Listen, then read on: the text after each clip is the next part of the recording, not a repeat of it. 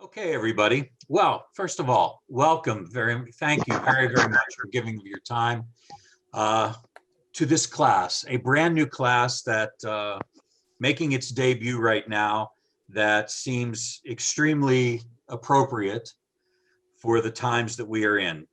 My name is Steve Wyszomierski, and I'm a 46-year member of the society. So whenever they announce the next convention date after Cleveland and Charlotte and Louisville, that might be the one where I maybe get a 50-year pin. We'll see. But that also says I've been around a lot. And while I might not possess all the barbershop knowledge of a lot of the younger people, I guess the years around gives me a little bit more some of the wisdom that we hope to impart today. I have been a member of the Society's leadership. Chris, do you have any?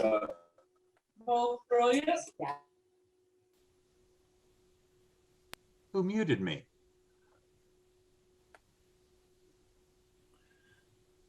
Unmute yourself. Who muted me? I did accidentally already. Because I'm trying to get rid of the ones that were unmuted here. Okay. Can I go now? Yep. Okay. So, see, you broke my train of thought there. But Sorry. anyway, so it is hoped really that that after 46 years and a solid team behind me, including the other presenters today, that there's a lot of wisdom that we can share, but share just as starters of conversation, because the people out there, you and our audience right now, have just as much to share, and we have just as much to learn from you. The purpose of the class is really to run as a parallel to traditional operational training. So we are in what's called like a leadership academy season right now. The purpose is that chapter officers are generally elected in October. And so districts run leadership academies to go over their roles and responsibilities. And the idea is also to build chapter unity and get chapter officers working together and so on. There was a time back in June, that my leadership operations team thought that we were going to be generating a society-wide leadership academy based on everything that's going on. Well, that didn't happen. And we had the skeleton created as to what we wanted to do. And now if I can revert back to Johnny Appleseed District, in conversation with President Dave Rubin at the time, he kept bringing up this topic that eventually became this class. And I kept going back to the notes that we had generated back in noon. And the more this pandemic carried itself on and played out, the more this class became something that was rather important to do. And so I do want to thank Dave for pushing this class along, even if it was just at the time for district purposes. But as it grew and as we went through the notes and built upon it, we see this as something that is very important to the entire society.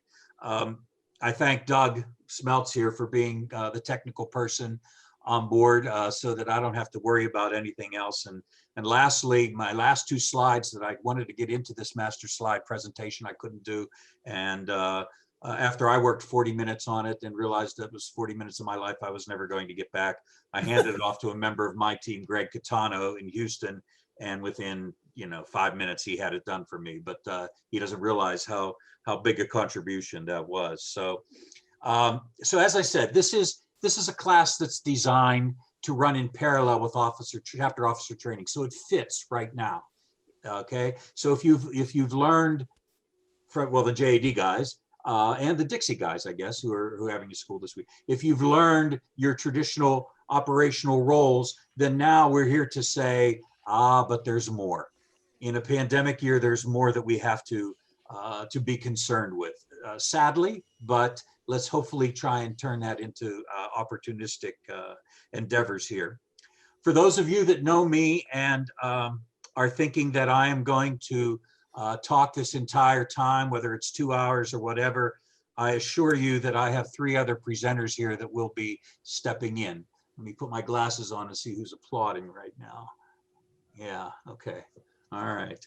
I have Rick Keister and Bev Green who will be presenting. They're two of the three additional presenters. Rick and Bev are tried and true facilitators of the leadership operations team. They are very experienced in presenting material around the society for leadership academies, for our society conventions, midwinter and our big international convention, for our leadership summit. They have stepped up and performed admirably as far as facilitators for all of our content. And now both of them are the Leadership Academy coordinators in their respective districts. In addition, today we have Judy Rubin with us. Judy is a music therapist, and I'm going to let all three of these, when they present, they're going to elaborate a little bit more on their resume. But I do want to say that regarding Judy, way back in March, what comes after March, April, I think it was Steve Danino and I talked to her about, gee, once we realized that the pandemic was truly settling in, what are some of the things from an emotional aspect that we could perhaps anticipate happening down the line? And she sent us a list of about 30 different bullet items, and it was like, oh my, okay. And I want to tell you that in that time, up till now, at least 20 of those have come true. I've seen them and lived them with other barbershoppers of some of the emotional tangents that could surface out of this pandemic and getting back to singing and so on. So I'm very happy to have Judy on board as well. So all three of them, as I said, when it comes time, they will elaborate a little bit more on their credentials. I see that it's been posted up in chat. If anybody is having any technical issues, there's a link there to pursue to get those taken care of. But then again, if you're having technical issues, you're probably not on here right now. No, never mind. Okay, all right, move on, Doug. Steve. Yes. You want to introduce Chris and Willard and have them make a few comments as presidents of their districts. Sure, you just did. Let them. That's the only thing you do. There might be more here though too. Go ahead, Chris. Hey guys, how's everybody doing? Thanks for joining us here at LeadAc. I don't know if you heard me this morning. Most of you did. Most of you were on. But I had told everybody that we're working hard to bring you programs that you can enjoy from home until we can safely get together again. And we are excited about our spring convention. Stay tuned for announcements about that. We're going to have some quartets get together and record their videos for submission to the judging community for qualification for Cleveland.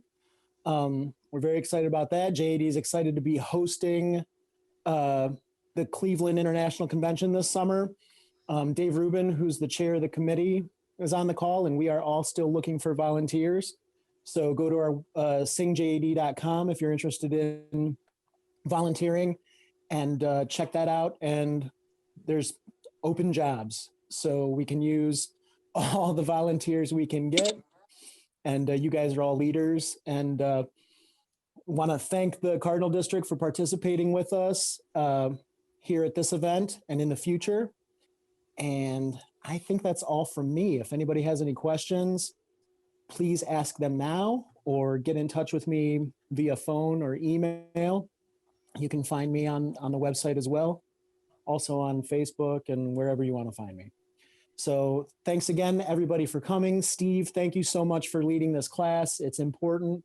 And one more plug, our YouTube site. If you haven't been to the Johnny Appleseed District YouTube page recently, there are tons of performances to watch. Quartets like the Naturals, Interstate Rivals, a lot of great quartets from our past.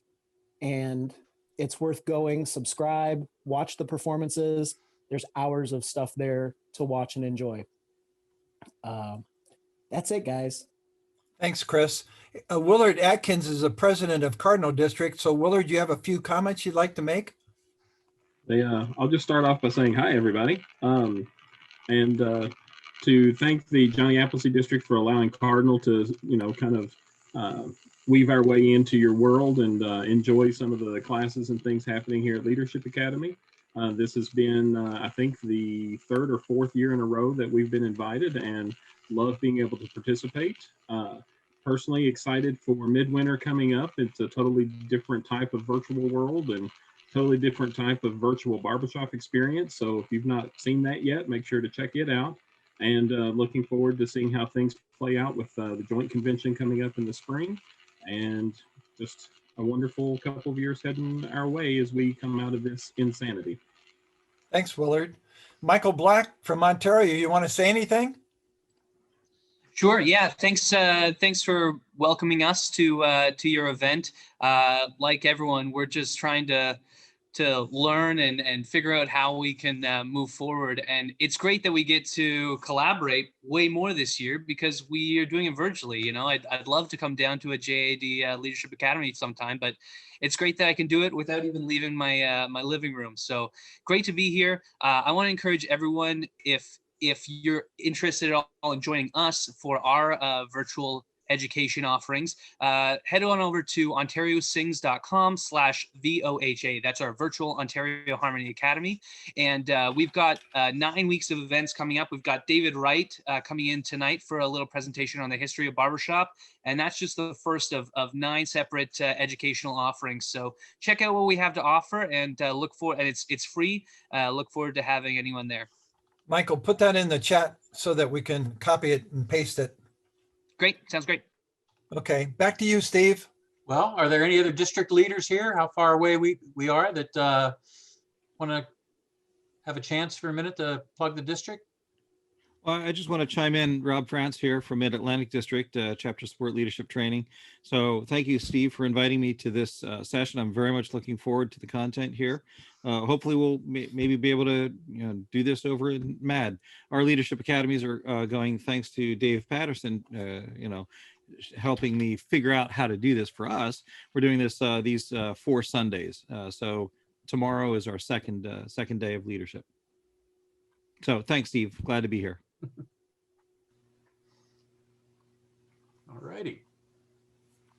Can I make one quick comment? Sure can. This is Tim Spengler from the Capital City Group in Columbus.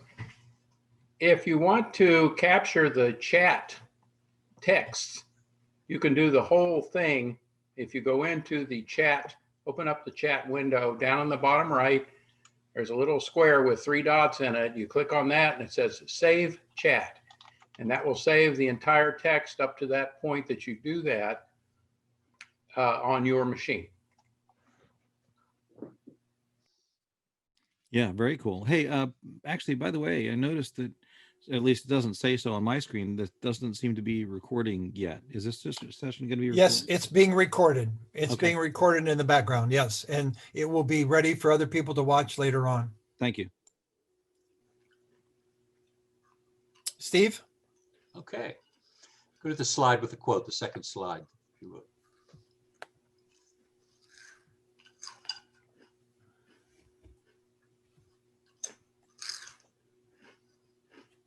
That one. Everybody take a chance or take a second and read through that for a minute.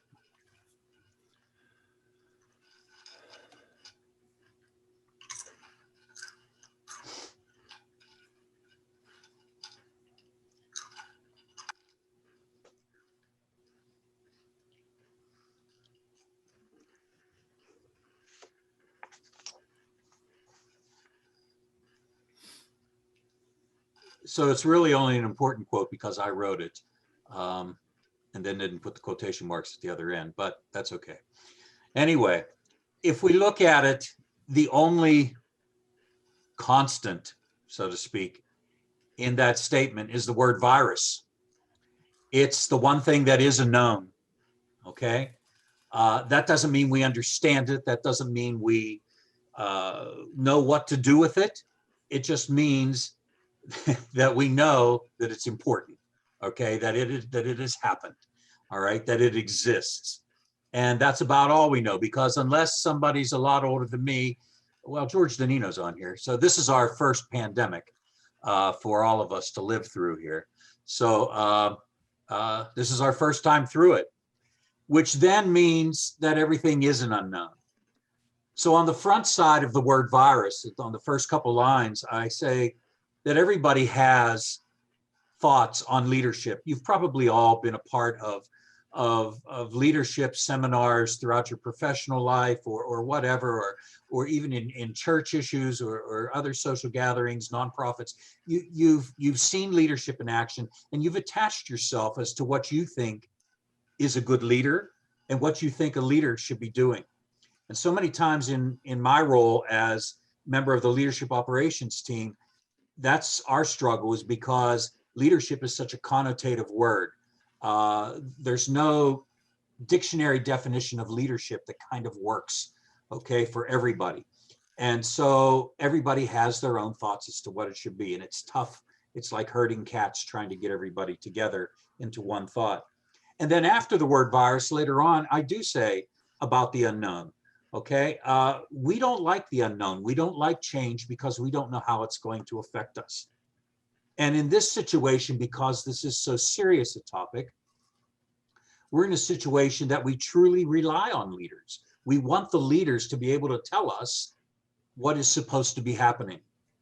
And so the leaders, whether they're government leaders or leaders at work or principals at schools, they try and do their best. They try and say, well, this is what we're going to do, because they know that their constituents, that their membership needs to know what's going to happen. They need to feel secure. And so they try, based on the information that they know, to come up with a game plan. And sure as anything, a week later, a month later, that game plan changes drastically. And if you mix that in with everybody having different thoughts on leadership, it's strange. I live 7 miles from the Ohio border. Okay, so when the order came through that for the past 3 weeks, all of our restaurants were shut down, if I wanted to go to eat, I just read 7 miles into Ohio. Why? Because the situation was different? No, because it was the virus wasn't different. The tangible items of the virus weren't different, but it was the approach to leadership that says, well, this is how we're going to handle it, as opposed to how Pennsylvania's handling it. So 7 miles difference, and I could go sit in a restaurant and eat. But in both instances, everybody's trying to do their best. So here we are in our own little barbershop world, trying to make some sense of this. And so we turn, or our members turn, no, we all turn to the higher up, to the next level, whether it's the chapter, the member turning to the chapter turning to the district, and even our district turning to the society leadership saying, what do we do? And so messages are passed down, plans are evolving, programs are coming forth from the society saying, try this, do this, okay? All of that is happening, and yet all of it is changing.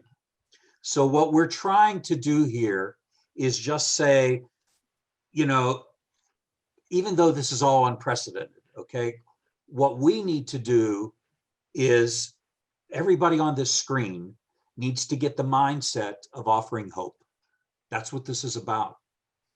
It's not necessarily the tangible items. We're going to talk about the tangible items that need done, but it's also the intangibles of, hope is an abstract noun. I'm going to bring that up again later. That's the English teacher in me.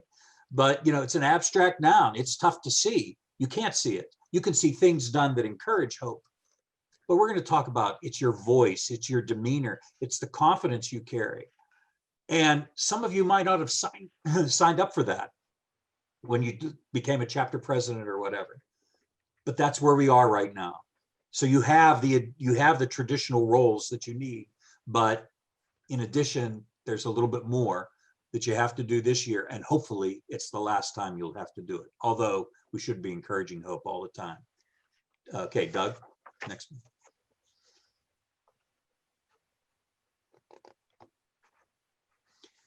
So, yeah.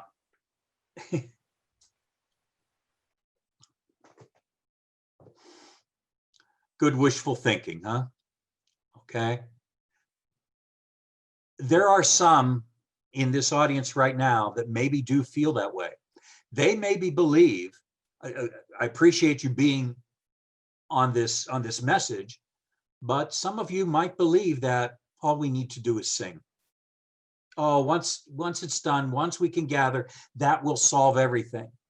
And in some instances it will. But there are so many other things that are going to be attached to that other people are going to talk about today that need to be, okay, that need to be addressed, okay, or just be prepared for. And that's what it is, okay? This last one here, you flick the light switch on and chapters go back to business as usual. All right, that would be great too. But we're also going to talk a couple minutes later on about maybe when the light switch was on before the pandemic, you weren't thrilled with the way business as usual looked. If that's the case, you've got a great opportunity right now to take the negativity of this virus and change it into an opportunity to plan and do the things that we can do now so that when we are able to sing again, that we're off and running, okay? And we'll talk about that a little bit later too. Doug?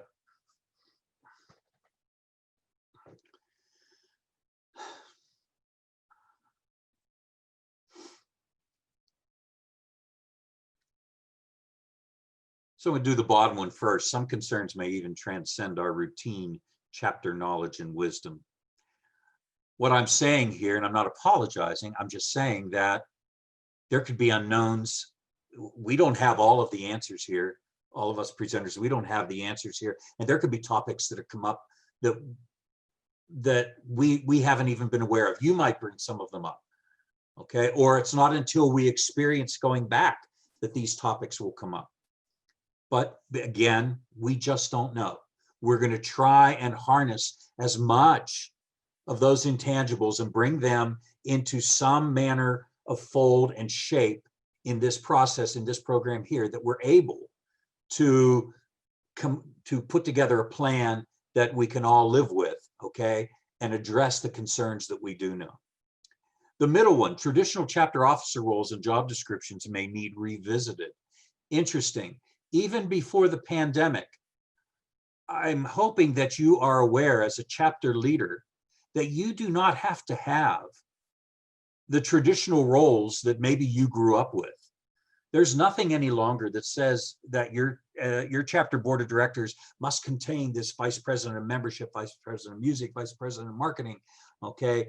You don't have to have those. You need a president, secretary, and treasurer. And I'll save my shameless plugs for the end of the presentation, but some of the things that my team does in working with chapters, we look to establish the chapter's identity. And in doing so, we see that some chapters are now creating vice presidential roles based on that identity. In other words, if the members say, this is why we come to sing on Tuesday nights, this is why we do this, then why wouldn't you have somebody on your board of directors monitoring that situation to make sure that those members' needs are being taken care of?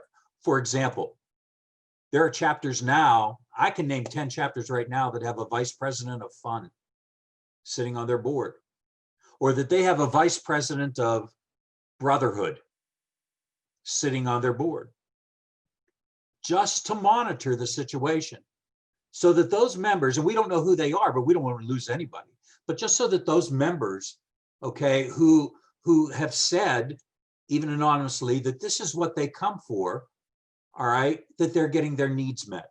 Again, why wouldn't you have somebody monitoring that?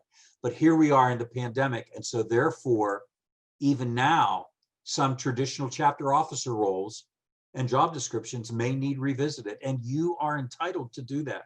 Maybe there is something related to this pandemic that an officer role needs to take into hand with your chapter. And maybe for the next 1 or 2 years, even if we successfully come out of it this year, but maybe for the next 1 or 2 years, you need a chapter officer that somehow is tied into this whole process and staying aware of of everything that's going on with the pandemic. Perhaps, if you wish that, you're entitled to it, okay? And so you can talk to me or anybody on my leadership team or Rick and Bev, and we can gladly help you with any of that. I just want you to know that you have that freedom. Okay, Doug?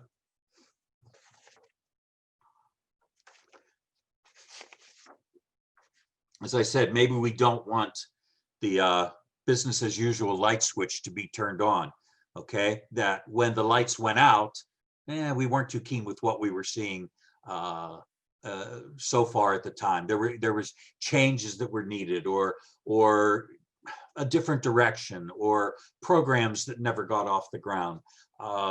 It could be a number of things. A wish list that were there, ill feelings for something that had happened, okay?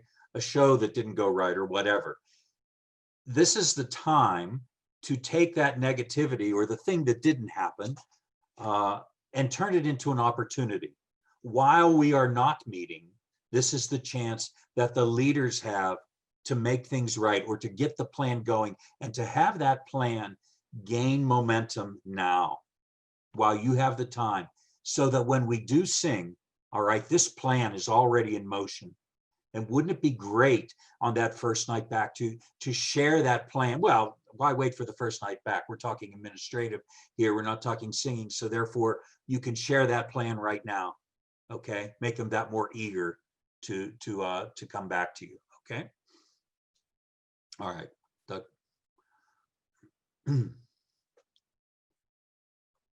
So what I'd like is for a second or two, I'd like you to. It works. Okay, thanks, John. I'm gonna hang up and. Okay. All right. What I'd like is for a chance for you to answer these questions in chat, and just so that we can all see what comes up. What do you think your biggest challenge that your chapter is going to face?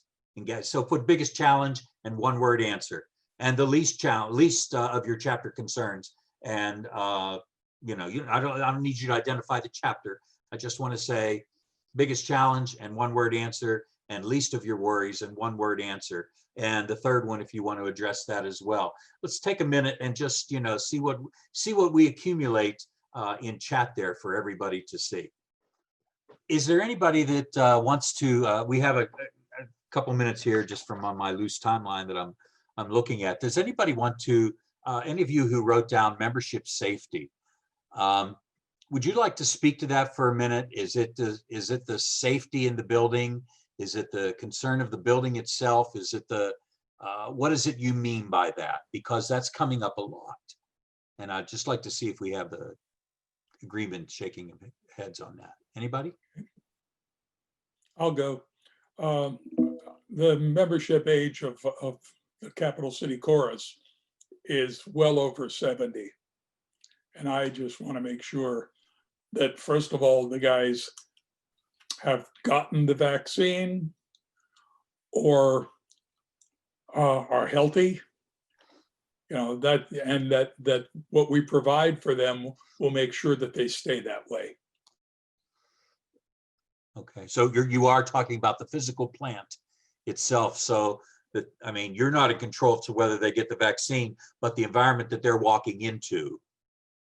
Okay. All of the above. Yeah, yeah. Anybody else on that? Well, and ensuring that they feel safe to be back. I think everybody wants to sing again, I'm assuming, but we're not sure how safe it's going to be. Yeah. Ted? I think for me, it's that everyone has sort of their own interpretation of their local situation and regulations around that, and even understanding how the vaccine works and what it will allow. And just different people are going to have different activities that they're going to feel are viable that may or may not agree with other people's standards, and making sure that the least safe individual is the highest risk individual is the person that we're trying to keep safe. Yeah, I think what you're saying is it's really a threshold. Everybody's got a different threshold of when they're going to feel safe to come back. And the older people with a lot of health conditions are going to be the most concerned, and the youngest with no health conditions will feel ready now, probably, right? Steve, I have one more question. Is there any talk from BHS about requiring vaccines before getting back together? Well, I'm thinking about for insurance purposes, for liability insurance. Yeah, I know that they're talking about that there, but nothing's been shared with us yet. Thank you. Josh Gongaware, how about that previous statement about the younger guys versus the older guys? Could you weigh in on that? Because it might be interesting to hear what your thinking is on the safety of it all from the younger standpoint. Yeah, I mean, I think it obviously depends on the individual. Everybody's going to feel differently. My own personal viewpoint is, like I've been, pretty cautious, especially recently, personally. And, if I were to get COVID, I doubt being young, healthy, not having conditions would have, statistically, I would likely be okay, might have a bit of a rough time. But the reality is that even if I get it and have an okay time, I could spread it to someone who wouldn't. And, as a chapter president, the last thing I want to do is say, okay, we're having some sort of event, rehearsal, performance, whatever it is, and have someone else get sick and they pass away or their spouse passed away or ends up at the hospital or something. And that's not something I'm not sure like that I could personally live with and feel good about. So I think, while the younger folks are statistically more likely to, make it out okay if they were to get sick, that doesn't mean they can't spread it. And that doesn't mean they don't share concern for people who would have a rough time. Good. Leanne, can I ask you what you meant by fear as the roadblock? Can you pinpoint that anymore, or is it just the word virus? No, I think it's the fear of what I don't know and how it could affect so many other things. And you get so many differing opinions. It's the fear of which one do you trust, which one do you rely on, which, you'll talk to my brother-in-law's a scientist. He says, with the vaccine, everything will be fine. I talked to someone else who's also a scientist or a doctor, and they're like, yeah, we're not so sure. So it's the fear of the unknown. And I'll go back with what Josh said. I don't want to be the person that, because I have done everything right, I'm fearful that I might be the one person that, even though I've done it, I may not have the symptoms everyone else does, that I could cause somebody else to have something. So that's where I was coming from. Okay. Anybody need to piggyback on that one? I'm ready to move on, but I really like that comment. If anybody needed to piggyback on that one. Looks like Chris does. Yeah. Hey, guys. So Skip had shared some legislation with the board that has been passed in Ohio that relieves some liability for organizers of events. As far as this is going back to whoever said insurance and requiring vaccines. Is the BHS going to require them for events and things like that? There has been legislation passed that relieves organizers of events like ours from legal liability, those types of things. And I can't speak to all the details, obviously, but there is something on the books now that allows you to have an event and not be held liable for infection or disease or people getting sick. So, look that up on your own and check that. And that doesn't mean folks won't feel safe coming to an event right now because it's spreading so rapidly. And we wouldn't hold a live event right now because it's spreading so rapidly. But as things loosen and as people get vaccinated and as we're able to have our populations back, there is something that still protects us. Good.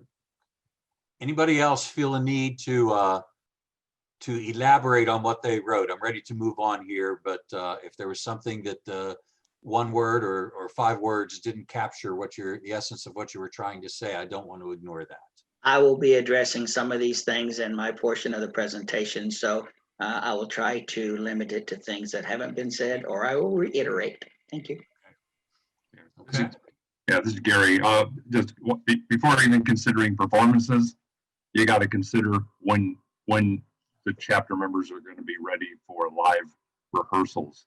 That's going to take, you need probably a couple months of that to feel ready to take on any performance. And getting the chapter members together, that's going to be the first challenge. Yeah. And then secondly, the other thought was, maybe each chapter considers developing some guidelines that, for instance, maybe initially, regardless of age, because of what Josh said earlier too, doesn't matter. I may not get that sick, but I might make somebody else sick. So with that consideration, maybe each chapter develops its own guidelines that says, when we first get together, you have to have been vaccinated. Mm-hmm. Maybe that's just, I'm just throwing that out as a consideration. It's a guideline. I doubt if we're going to get anything more than guidelines from BHS. They're not going to mandate anything. Right. So anyway, just some thoughts. And we're just giving ourselves, that's what we're doing here. I assure you that part of the reason in this exercise right now was to feed the other 3 presenters as well. Okay. I mean, it gives them a chance to see what is truly on your minds right now. I mean, this class, yes, it needed to be put together at my end, but more than anything, I would want it to flow from the membership on up. Okay, it's not what we 4 believe you should know. There are topics, yeah, so that we can get you started in discussing, but this needs to grow. Everything to me in barbershop needs to grow from the member up and their needs. And so that's what this is about. And that's why this exercise here. So some of these items, I'm sure, I've seen Judy's and Bev's and Rick's head shaking. Yes, some of them are going to be talked about. And others are probably, maybe there's some things here new that we have to consider, if this becomes a road show and rolls out a little bit, but we'll see. Okay, thank you for all that. And we're going to come back at the end when this is all done and say, okay, what haven't we covered that still needs addressed? If you would go on to the next one, yeah. So before I turn this over to our next presenter, I guess, okay. These are things that maybe you as a chapter leader didn't sign up for. And I feel for you, although delivering the message of hope is not one of them. That is one that your role as a leader should be. And as I said before, I'll reiterate it again, that it's an intangible. And members can see you as a leader or other members or your entire board doing things. Okay, we did a thing. That's one of Steve Denino's favorite phrases. Oh, you did a thing. Okay, but that's not necessarily delivering hope. That thing could deliver hope if it's successful. But a leader's process is all about how he speaks, how he carries himself, how he stands tall in the saddle through these times. And that might not be what you were asked to do as far as being a chapter leader is concerned. I mean, there's all kinds of horror stories out there as to how you became chapter leader. Maybe you were head of the nominating committee and nobody else would, take the job, or you're the infamous, you've been in barbershopping for 2 weeks and they said, oh, we need fresh thoughts. How about you being a chapter president? All kinds of stories like that manifest themselves, okay? But regardless, in addition to the things, the responsibilities, the tangibles that you learn in traditional operating role job descriptions, this year it's different, okay? And it's that message of hope. Back up a minute there. Okay. All right. Pandemic related operational needs in addition to the trend. That's what I said. Okay. You learned the operational needs, but this year, my friends, there's something new that needs to be added. And now we have the chance, you and your leadership team, to decide whether you want that light switch just turned back on the way things were when we had to turn it off, or in certain areas, do you want it dimmed or brightened, or do you want the light completely changed out? You have a golden opportunity and people in our society to assist and help you out with that, to take advantage of those situations right now. So now we're going to look at 3 different areas here. We're going to look at the tactical, and this is going to be Rick Easter. In the tactical portion, we're looking at that physical safety, that plan about bringing the people back together again, okay? And what needs to be taken into consideration, and how we have to also be aware of the members at that point, okay? And then after that, Rick's going to bring in Judy, and she's going to talk about the emotional aspects of gathering again, okay? And what we need to be prepared for, and talk about the intangibles that are out there, okay? And then Judy will bring on Bev Green, and Bev's going to talk about the external, that once these are in place, how do we start to rebuild that community again? Whether it's the internal community about disengaged members, or whether it's the external community about, the actual community and performances itself. How do we get all of that rolling again? So those are the 3 areas that we feel, again, in addition to your traditional operational training, that need addressed, okay? And we're going to guide you through those. And if somewhere along the way, let's say, I don't know, we might take a 10-minute break here, depending on how we're going here. So with that in mind, I turn this over to Rick Keister. Rick, tell us a little bit about yourself and take it away.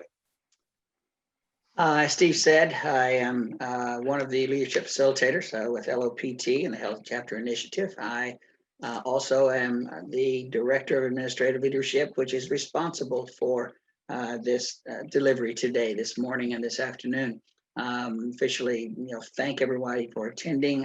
Any technical problems that we had this morning, or we might have had this afternoon, are all Carl Chappell's fault, not mine. So I'm just going to lay that on him. I don't even know if he's on today or not. He was my predecessor. Beyond that, I have been teaching leadership in higher education to school administrators and university administrators for over 30 years. I've been retired now for 6 years and still teach online in our doctoral program. That's a little bit about me. Steve mentioned this idea, and several of you talked about this notion of fear, fear of the unknown, and that's a human response. Everyone is afraid of the unknown. I believe Kurt Lewin was the one who said that when you move into a change effort, you are throwing yourself into a void. And he could have had leadership in the void as the topic or as the title of this session. It is unknown, and it's hard for us to get our fingers around or our minds around because it is nothing there to wrap it around. It is vacant. It is what we do not know just yet. So he also mentioned this is a chance to reinvent your chapter. And leaders do their best to try to move people off the status quo into an improved state of being, or a state of condition there. And my fear in saying, here's a chance for you to reinvent yourself. Measure that against your chapter's need to, quote, get back to normal, whatever that's going to look like. They're not going to want to come back necessarily to a reconceptualized chapter. There's considerable hurt that has been suffered through this time. So as you make those decisions to start anew, to fix things that weren't working well in the first place, just measure that against what Judy's going to talk about, that emotional side of the love and the attachment they have to a chapter. So some of the things that you all talked about a while ago on the chat room exercise, we will mention, and I will try to not belabor those points since we did discuss them to a certain degree. But let me say this, my job is to present the tactical, the practical side of how this is going to work. And let me say up front, there's no way that we can say, and some of you said this a while ago, we don't know how or when or even where we are going to be able to get back to living life the way it was before, or if it will even look like life as it was before. So anything we say here is conjectural, it's conceptual, and these are just thoughts that we are throwing out to maybe help you think about some things that maybe you hadn't thought about otherwise, or think more deeply about if you had. My first approach to this would be don't be an autocratic leader. Don't think that you have to have all the answers. You don't, I don't, no one person does. There was a great man or a great person theory years ago that leaders of organizations had to have all of the answers. We have traveled far from that, and a more democratic approach is now in vogue, and not only in vogue, it's more effective because you're tapping into the input and the experience and the intelligence of a lot of other people other than yourself.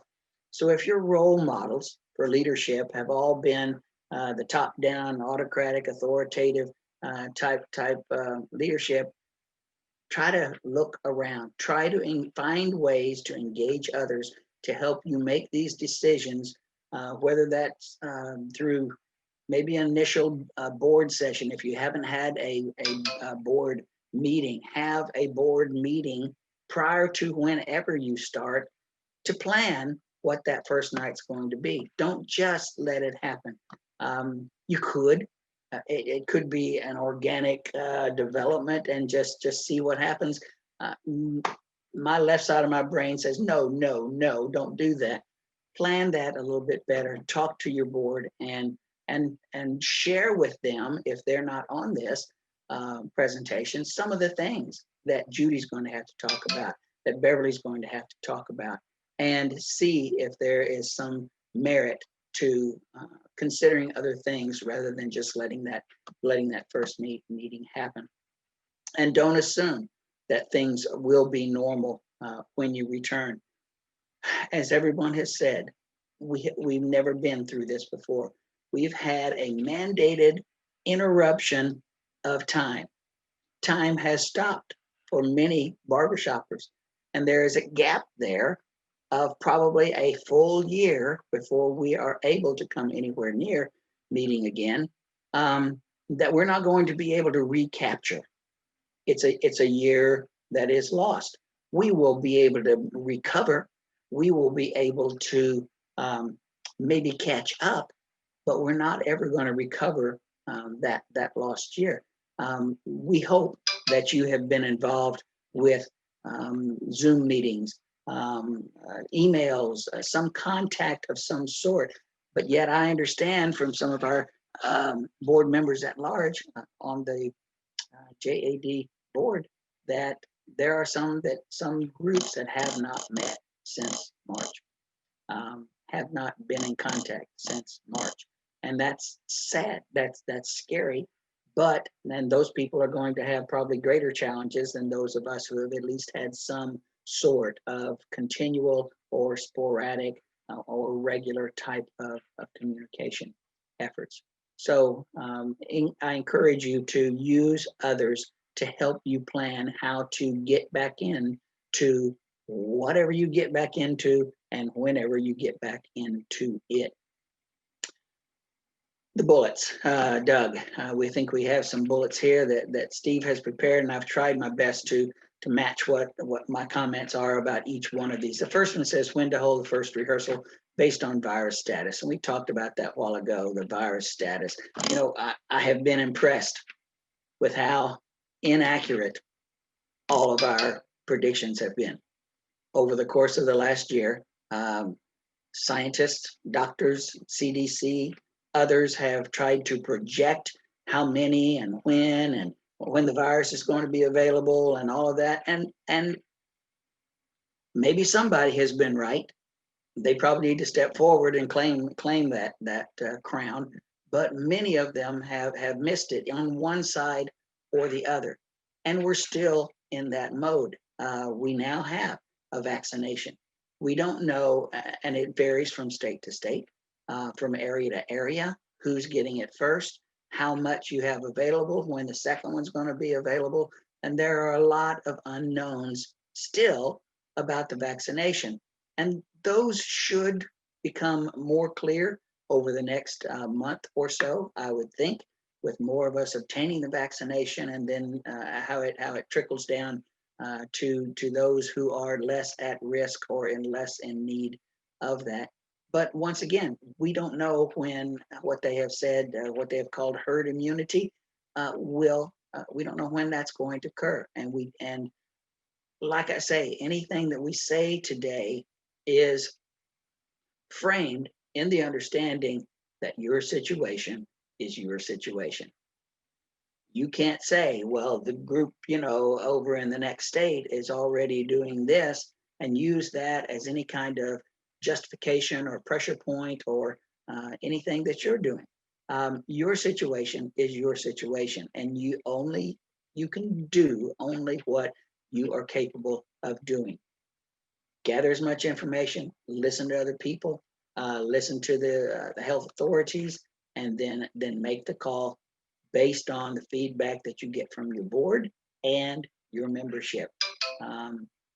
Take the temperature of your membership as well before you make any hardcore decisions about getting back together. All of these things, all of these issues feed into that one word, when, and we don't know. That we're still in the void. We're still in the unknown on that. Stay in touch with your membership. Their feedback is going to range.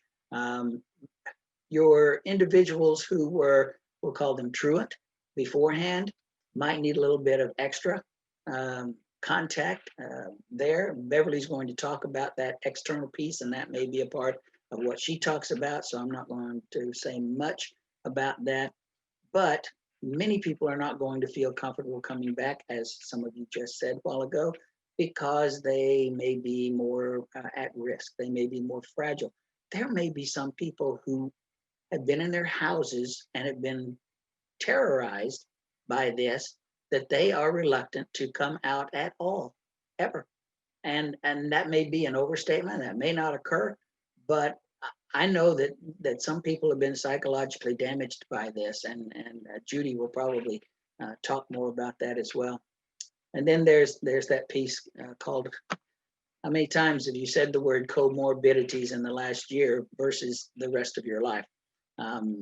It's a word that we now are familiar with, and it's now something that we have to think about all the time, especially those of us who are at, we'll say, relatively advanced levels of age. Next, the second bullet there is the risks and rewards of when to hold your first rehearsal.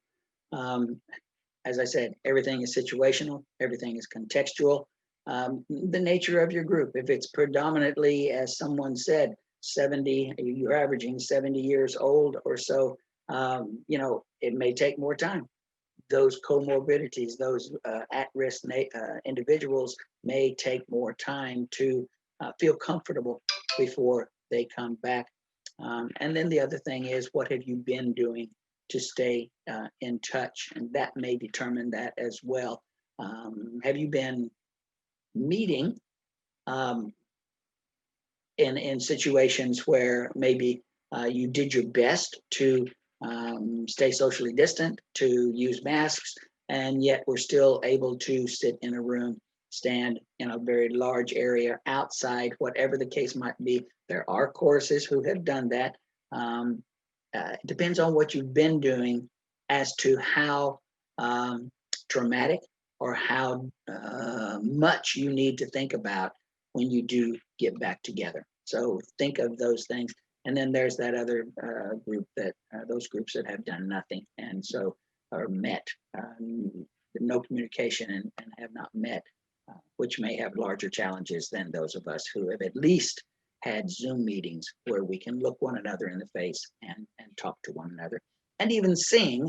It's kind of like a private practice session, but at least the other people that on the screen are singing with you, so you know subconsciously that they are singing with you at the same time.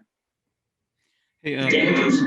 Rick, this is Rob France. Sure. Can I jump in for a second? Yeah. Just to mention, I was just looking at this slide, thinking of hope, and not to get protracted on it, and Steve, and just not to get too long-winded on it, but coming together and keeping voices, vocal preparation, and having the hope of singing together. An option that we've talked about doing, which maybe not everyone has heard about, is a drive-in rehearsal, doing a sort of the carber shop thing. I know Bev, who's on the call, has done that. I know I've been involved with doing that, where you use technology to be able to sing together, just as if you're in chorus, but you're not. And a few choruses have had some pretty good experience with that. There's some interesting materials on the barbershop website. If you search for a drive-in rehearsal, the drive-in rehearsal singing safely during the pandemic, those can be some options. And if there are any questions about that, we can talk about that later. Right. There is even in the something from the VHS site today in the newsletter. Yeah. We had our officer installation Thursday night, and we're fortunate to have Marty Munson as our installation person. And he talked about one of the articles that's in there, an individual who has made it his job to go and visit every person in the society. It's either that or the other article that he talked about, and I can't remember which. But he goes and calls them from the driveway and has them come out into the yard. They stand apart and they just chat and talk.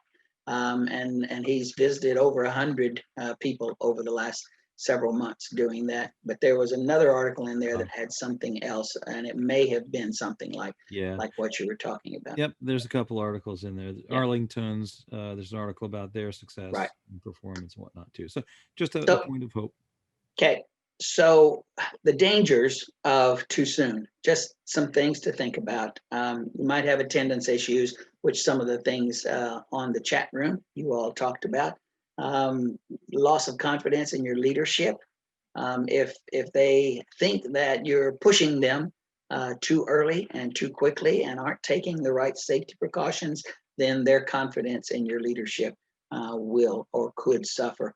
If you don't care about them, there might even be the loss of membership, not only attendance and confidence, but they may say, I'm going to try to find someone else somewhere else to ply my trade in barbershop. And then there's, as someone said, I think Josh talked about the infections.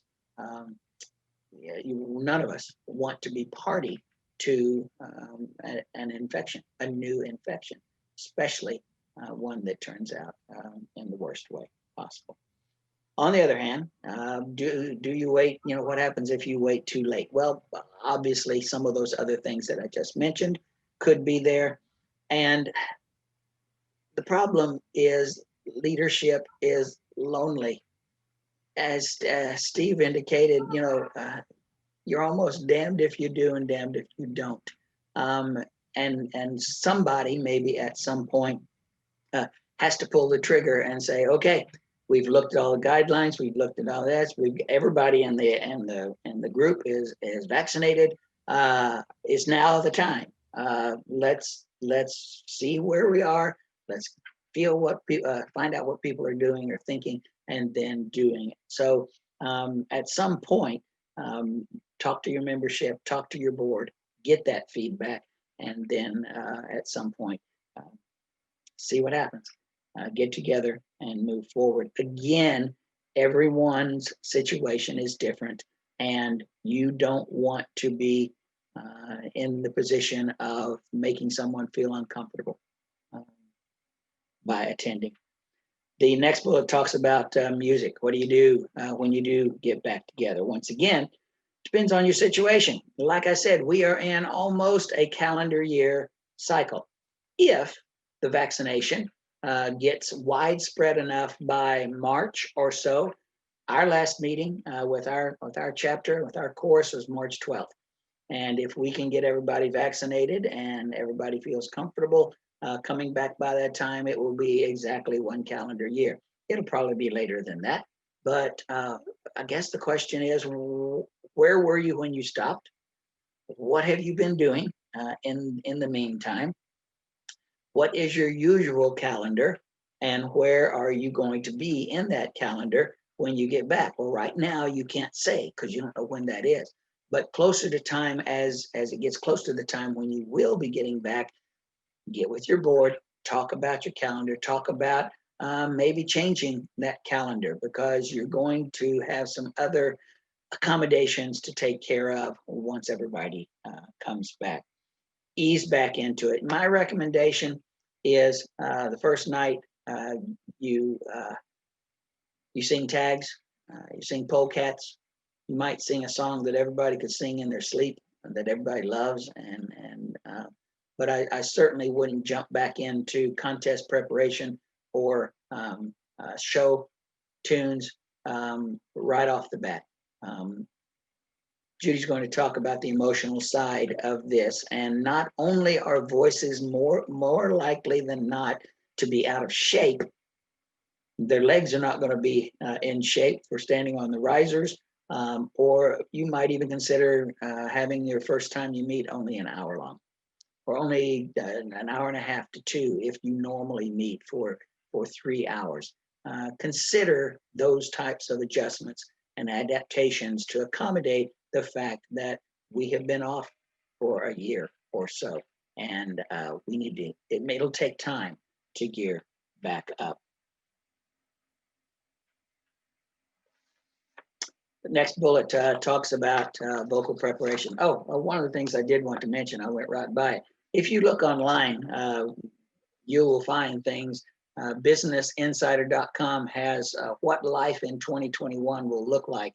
And they talk about what's going to happen in January and February and March, or what is likely to happen. As we said, we don't know if any of those are going to prove to be accurate, but if you might want to look up this article, what will life in 2021 look like? BusinessInsider.com, just to see what people are thinking about the rollout for the vaccination and trying to get things back to normal will be like. I just mentioned this idea of vocal preparation, and that's our next bullet on that list. Jeff Gim, a couple of months ago, I believe, posted a YouTube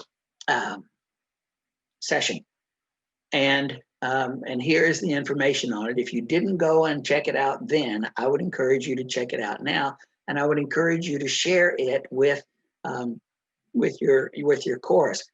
If you don't want to write this down, I will put it into the chat once I'm done. Singing tips from Mark Baxter, voicelesson.com. The session was named "Worried About Vocal Damage?" ? Do this every day. And what Jeff was promoting it for was to, is your voice in shape?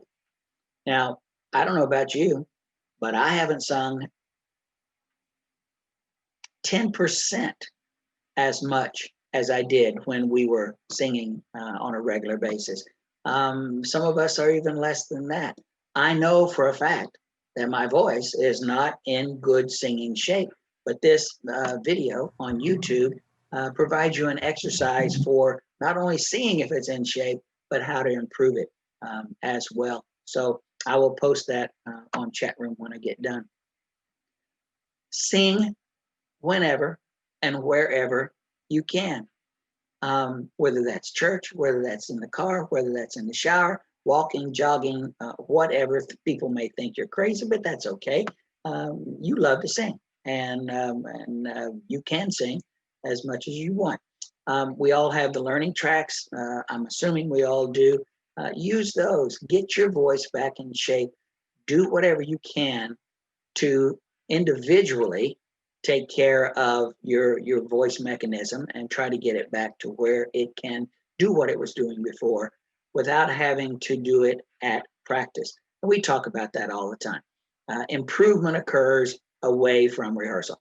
You know, if everyone, if the individual improves, the chorus improves, and most of that takes place away from practice. So do whatever you can. Encourage your chapter members, your chorus members to do that as well. We all know the warm-ups that we use on a regular basis, and if we don't, or if we're tired of those, go to Harmony University on YouTube. They have experts doing all sorts of warm-up, vocal and physical warm-up activities and exercises there that we can avail ourselves of or point our members to, so that they will be able to come back in better shape than if they hadn't participated in those things. Reaching out to disengaged members, next bullet there. Divide up responsibilities. Use your board. Do home visits if you can. Lunches with them if you can. If your situation will provide for that. If they were disengaged beforehand, either COVID has exacerbated that disengagement more than likely, but you may need a special effort if that's the case for them. One thing about what Steve said is now would be a good time to recruit someone. Everybody's rusty. Everybody's voice is out of shape. Everybody has forgotten the music unless you have been working on it over time. So inviting a new member might even be a really good time to do this. They could grow into the group as it reinserts itself into its world of what we would like to call normal. If you have people that aren't Zooming with you, I would say contact them individually and find out why. It could be a timing issue, could be they don't get much joy from it, could be they don't know how, and the technical capacity is not there. So whatever the case, try to re-engage members before you actually physically get back into the group once again. Ongoing safety concerns, next bullet there, alternative rehearsal formats and locations. As we said, cut down the amount of time, maybe even meet outside if you can. Our chorus met for a while after the initial pandemic was announced at the local park. We have an amphitheater with the hill there, and we have a band shell, and we were able to spread out in that band shell in a semicircle and sing, and still have the safety of the outside and the sound still relatively contained. So something of that sort. Consider more sectionals, consider more variety, consider more breaks. Picking up where you left off is pretty much unrealistic. So consider what alternatives you might insert to make it easier for them to come back. Steve mentioned this idea of hope. The definition of hope is, one definition is a confident expectation of a desired outcome. Leaders set the vision for the group, and if a vision is not some sort of hope, I don't know what it is. It's a target for where you're going, and it's an attempt to get you from this spot to that spot, and that spot theoretically is a better spot to be in. I don't know if you have been following the articles that I've written and we've had in the JAD Express, but I did one on hope a month or so ago, and I'm just going to read just a little snippet from that. So what I'm offering with this article is a statement about hope. At some point, I'm confident we will look back on this experience and be able to talk about it in a way in which we currently cannot view due to its immediacy. True, social dynamics, handshakes, hugs, etc. among friends and acquaintances may change somewhat, but we can handle that. Is there a sense of loss in all of this? Of course there is, but it could always be worse. The pessimist bemoans the present and, intended or not, dashes the hopes of those who feel more positive, those optimists who feel that tomorrow or the day after will be better. Yes, we are in difficult times, extremely difficult for some. Hope is that which enables us to overcome misfortune. Hope inspires us. Hope keeps us going. Hope is the stock and trade of leaders. After all, what is a vision except a better picture of a better future? Leaders don't dwell on the present and certainly don't wallow in self-pity. They take steps to make things better. They inspire others to have a better hope, a hope of a better tomorrow. So we have to be positive. We can't be pessimistic. We can't be sarcastic. We have to generate an attitude of, we can get through this. It's going to be better on the other side. And I don't care if you feel that or not, try to convince the others of that. It can inspire things that you wouldn't have been able to accomplish otherwise, simply because of the positive mindset. The importance of attitude has been established throughout history to achieve great accomplishments. Next bullet, managing leadership burnout. Have board meetings before that first situation. As Steve says, if roles are changed, there might be some concern. How do I do that? How do I be president of virus accommodation or whatever that role might be? It could be that with the changing of roles, there's going to be more tension, more pressure on them until they feel more comfortable getting into those. A concern of mine would be, will they be able to get back into their original roles once we get back into meeting on a regular basis? But whatever the case, he talked about pressure. Maybe that was this morning's group. I can't remember. Develop a plan for the year or what remains of it, and do what you can. All of that is time dependent. As he said, consider ad hoc positions or ad hoc committees to help you get through this. A couple more bullets, the last two, creating strategies if the virus reappears. The only thing I would say is, if you didn't have some sort of phone tree or an email list or a way to communicate with your people beforehand, now is the time to develop that, so that if it does reoccur again, it can click in quite naturally and quickly. Take the temperature of your board, not physically, obviously, but where are they with this? Check your membership regularly to see how things are going. Don't assume that once you're back and everything's going smoothly. It could be that things have cropped up to initiate new concerns or different concerns. So keep talking to them, keep attempting to find out where they are.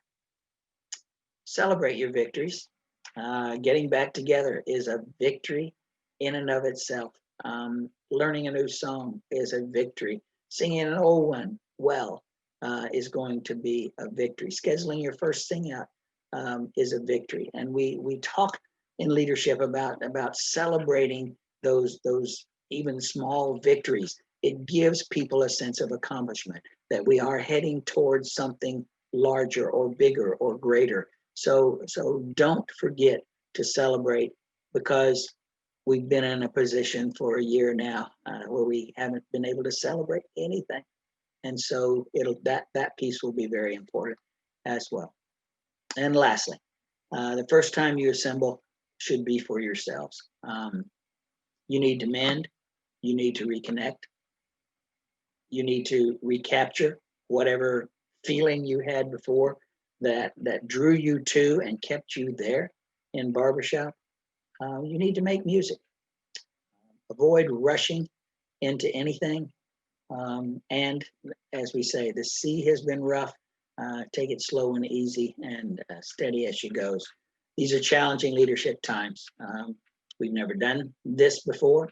No matter who you are, what kind of leadership experiences you have had, this is new, with new conditions. So the unknown, the void, the fears, the anxieties are real, and they're very natural.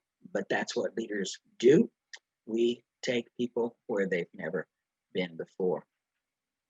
There's the next slide, which has some questions that we'll throw up. I don't know how long I've been talking, but if someone has a comment or a question, we'll keep this to like 5 minutes before we turn things over. Well, that might be about time for a break, right, Steve? Yeah, let's, if you want to do a couple questions now, we'll take a break at 2:30 here. Okay. Anybody have anything? I can't see everyone, so just butt in. The first one we kind of talked about, adjusting your timing. Current facility, we talked about alternative places. Should we continue to Zoom or live broadcast during our on-site meeting for those that are ready to return? I told our preacher the other day that when and if we are able to get back together, do we still broadcast for those who are not? And he said, yeah, I'm thinking probably will. I said, well, yes, but the comfort of home may keep them from coming back in person, and it may not be a real health concern for them. Immaterial as broadcasting them for those that don't feel comfortable, I think is a creature comfort and a humanity idea that we should do as well. And I'm offering my opinion on these, and there are others that might offer something else.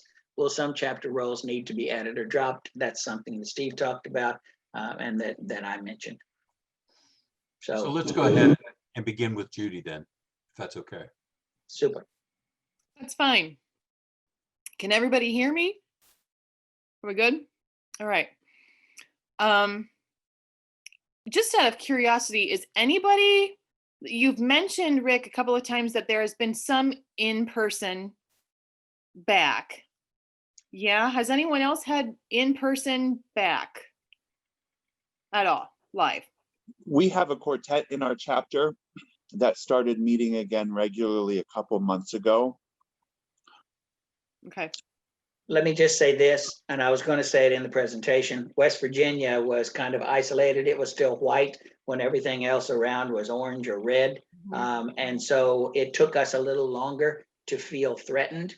And so even when the virus was around, there were some of us who still met at our regular facility, but we have an entire second floor of an office building, and it's all wide open. And we were able to socially distance and mask. And so, yes, we have done that off and on over the last year.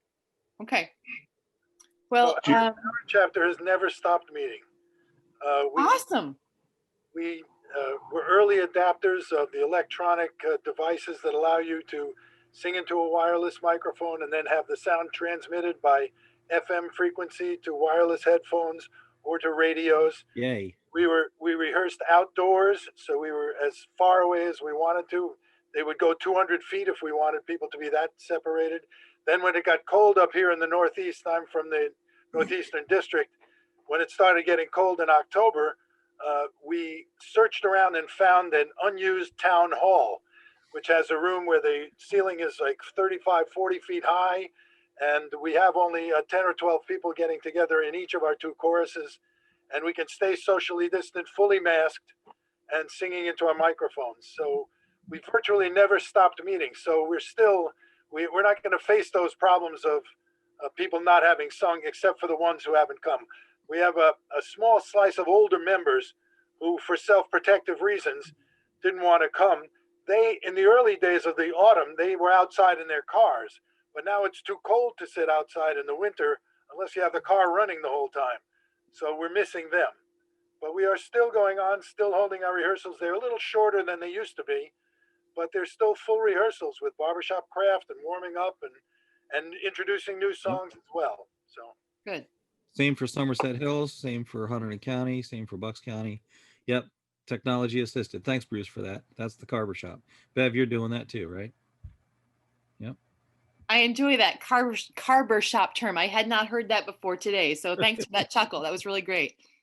For those of you who are back to or never stopped or have found ways to alternately meet and still get something out of rehearsal, I applaud you, first of all, because that's tenacious.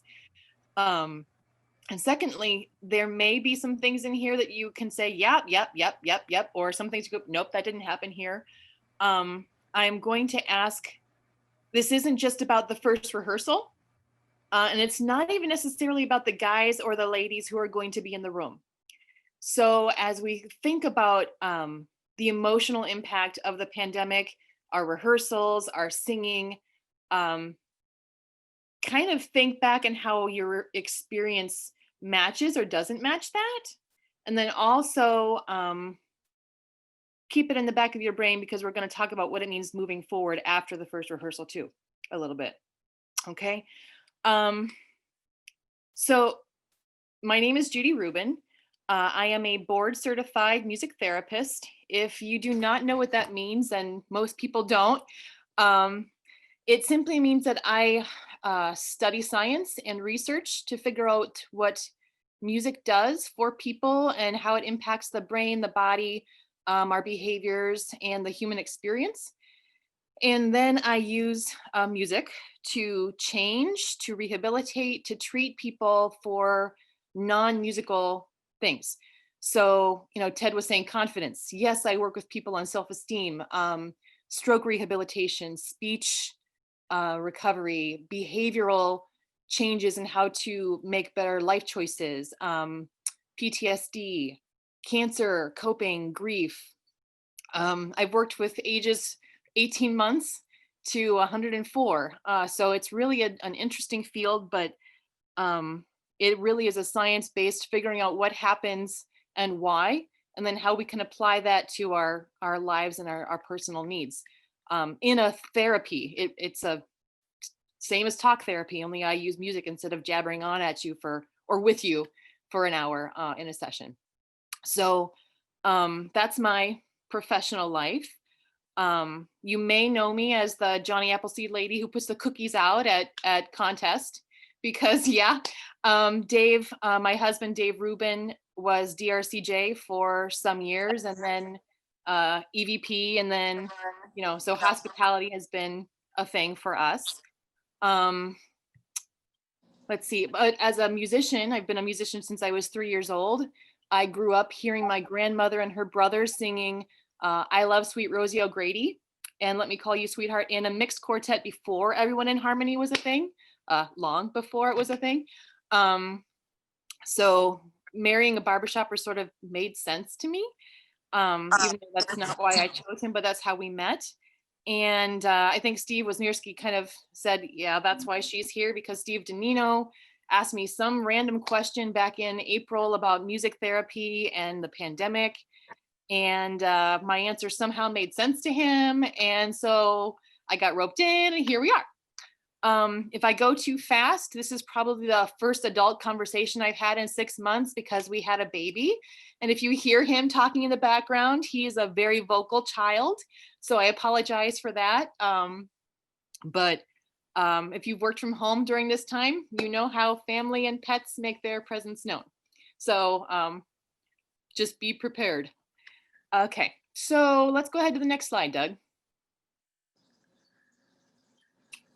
Does this really matter? Does talking about emotion in relation to the first rehearsal and barbershop really matter? And I am going to posit yes. I know for a lot of us, it's an uncomfortable topic. And let's scale back a little bit, because when we talk about the pandemic, a lot of times it's health related, and we've read a lot of articles maybe about the impact on our emotional health. But let's think for a second, in a real year, like Rick Keister was saying, it's been probably a year or even more before we get to talk to each other in a singing space again. Things that normally happen: people pass away, people get married, people change jobs, people move, we have kids, we experience severe illness. These things are all normal, but they are compounded because of the pandemic, because of distance from each other. The things that we used to be able to do to respond to those, they can't happen anymore. I can't tell you how many funerals I've missed, or memorial services that have been postponed because, 10 or more. I can't tell you how many people have postponed their weddings, or just all of the things that we would normally do in the normal span of 365 days that either hasn't happened or become more complicated because of the situation we find ourselves in. And that has caused, for about 99% of us, an increase in negative emotion. And what negative emotion? I'm talking about fear, which many of you verbalized in the first conversation,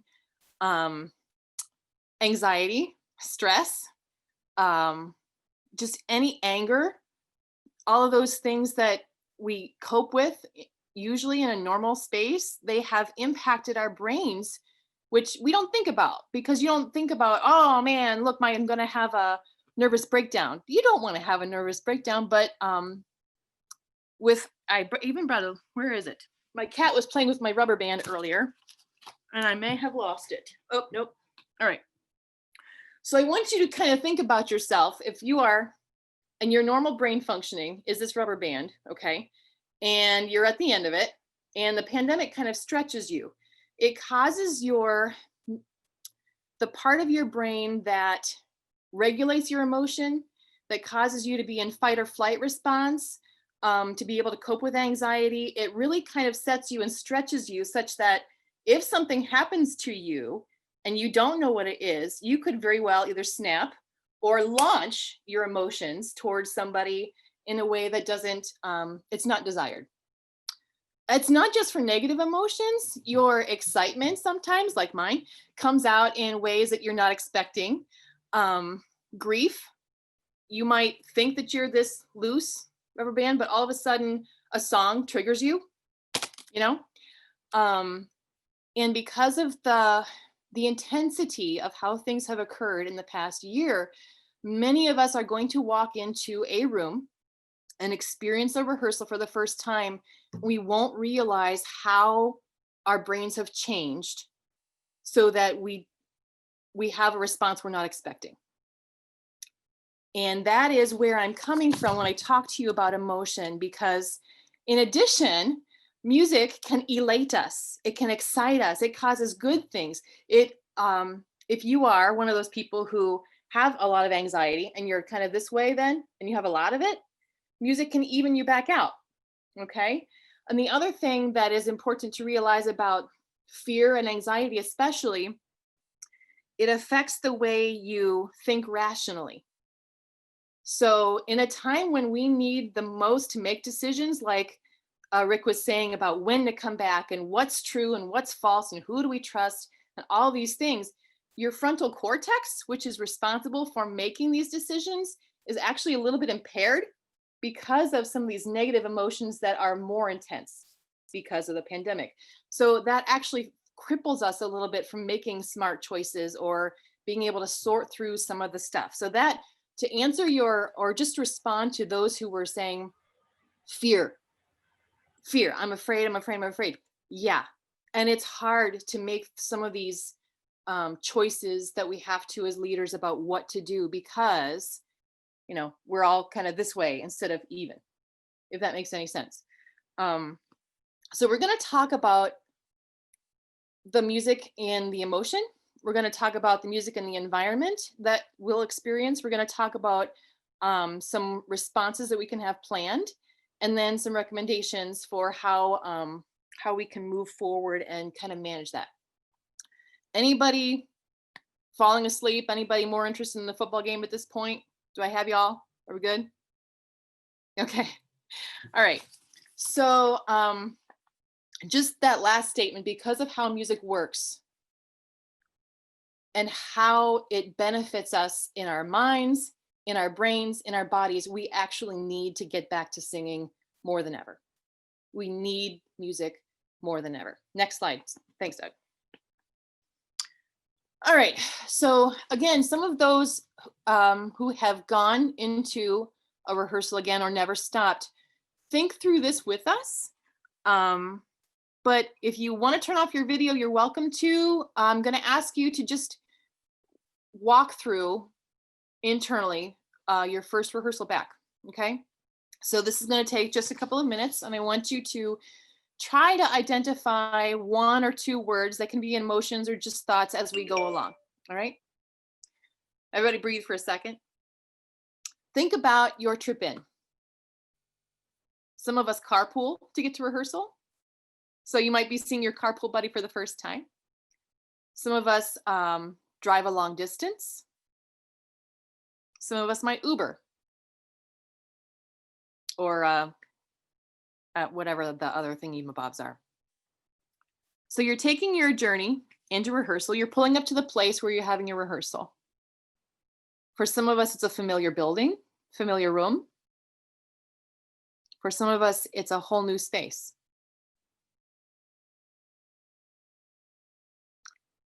Who do you see when you open the door and walk in?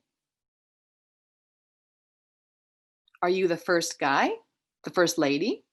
Is it your responsibility to set up? Are you the last one? Are you always late? Are you the director? What are the faces looking like as you see them again in this space? What does it feel like to not shake hands or hug?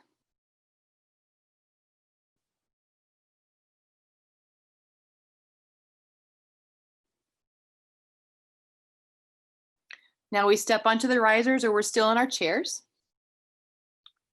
Who do you stand next to? Is it the baritones again? Really? Is it that guy who was posting something objectionable on Facebook about pandas? I mean, really, pandas, they're awful, you know, burn them. You're really a koala guy anyway. Is it somebody you haven't seen in a long time? Who's not there?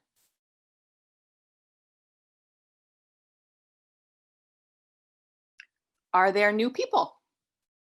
Did somebody come invited? Did someone stumble upon your PR page? How do you feel about that?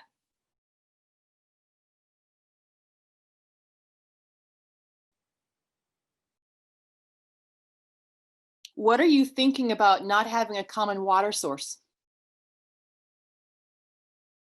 What are you thinking about handing out that guest book? Are you wearing a mask and are you frustrated because it doesn't help you breathe very well? Are you worried about, yeah, are you worried about what's going to happen as a result of your first time back?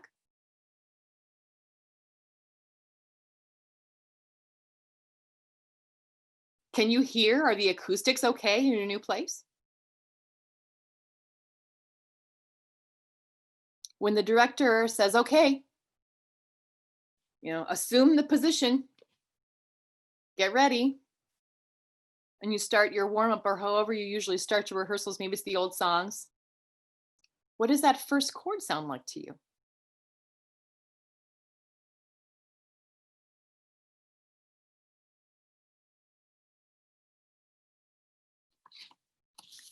And when you're finished thinking about that first chord, take a couple of breaths, and you can type or you can raise your hand and say out loud, or you can just think some more about what just flew through your head as you were walking through those steps. Joy, I love that.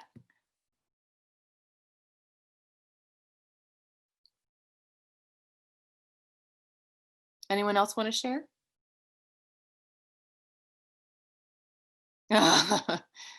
Ariel says she's overwhelming, a warm feeling.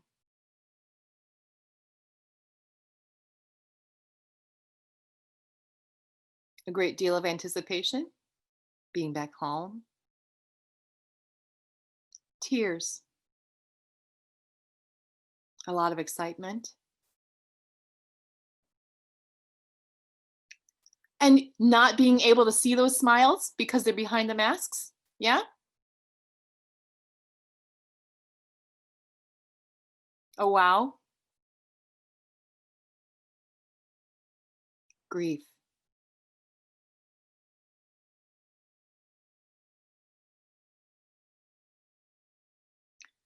The absence of normal. Yeah. Yep. The sense of difference and how it's unusual.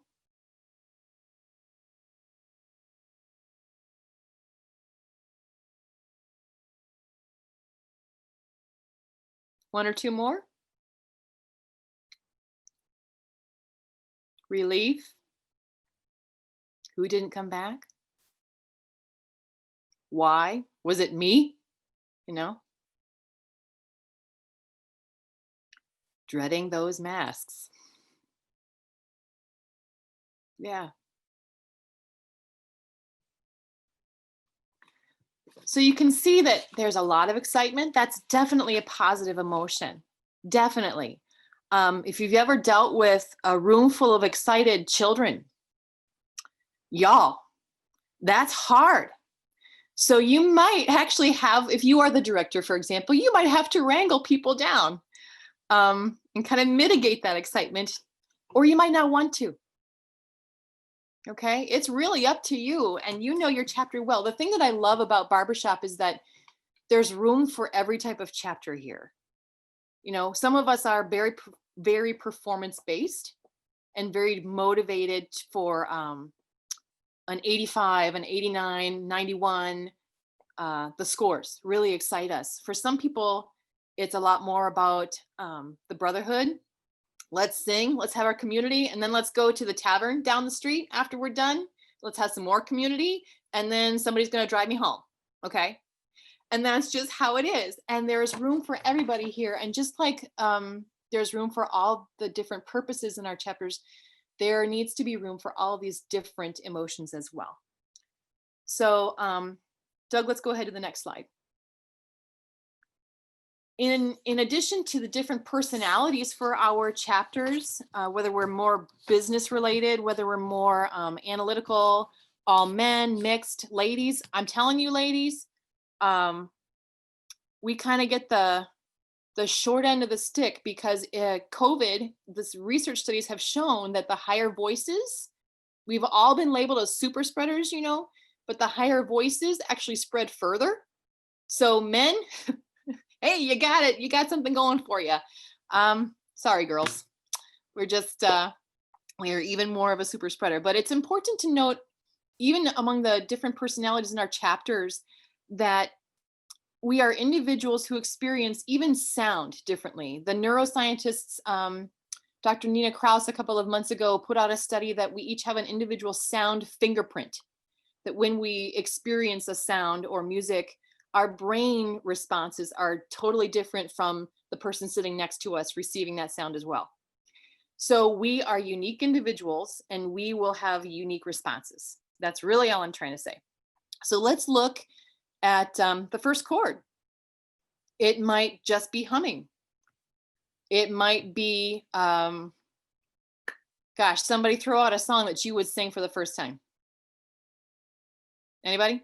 The old songs. The old song, the old songs, the old songs, those, you know, and how you all do unison, then the old songs, and it's this big, rich chord, or maybe it's not.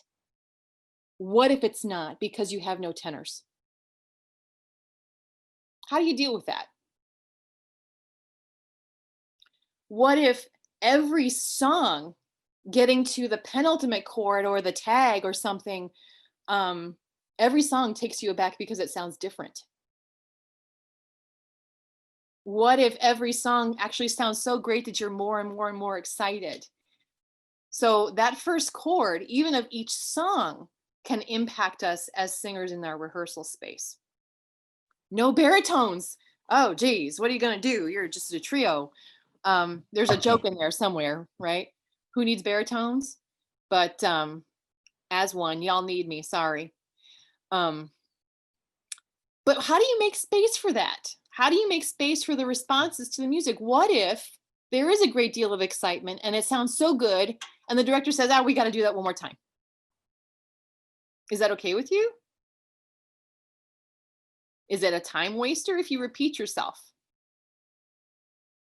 You know, what do you do if you don't have all the people there to ring chords? Well, I'm going to tell you it's okay. That's part of my job as a therapist is to help people reconcile with the abnormal,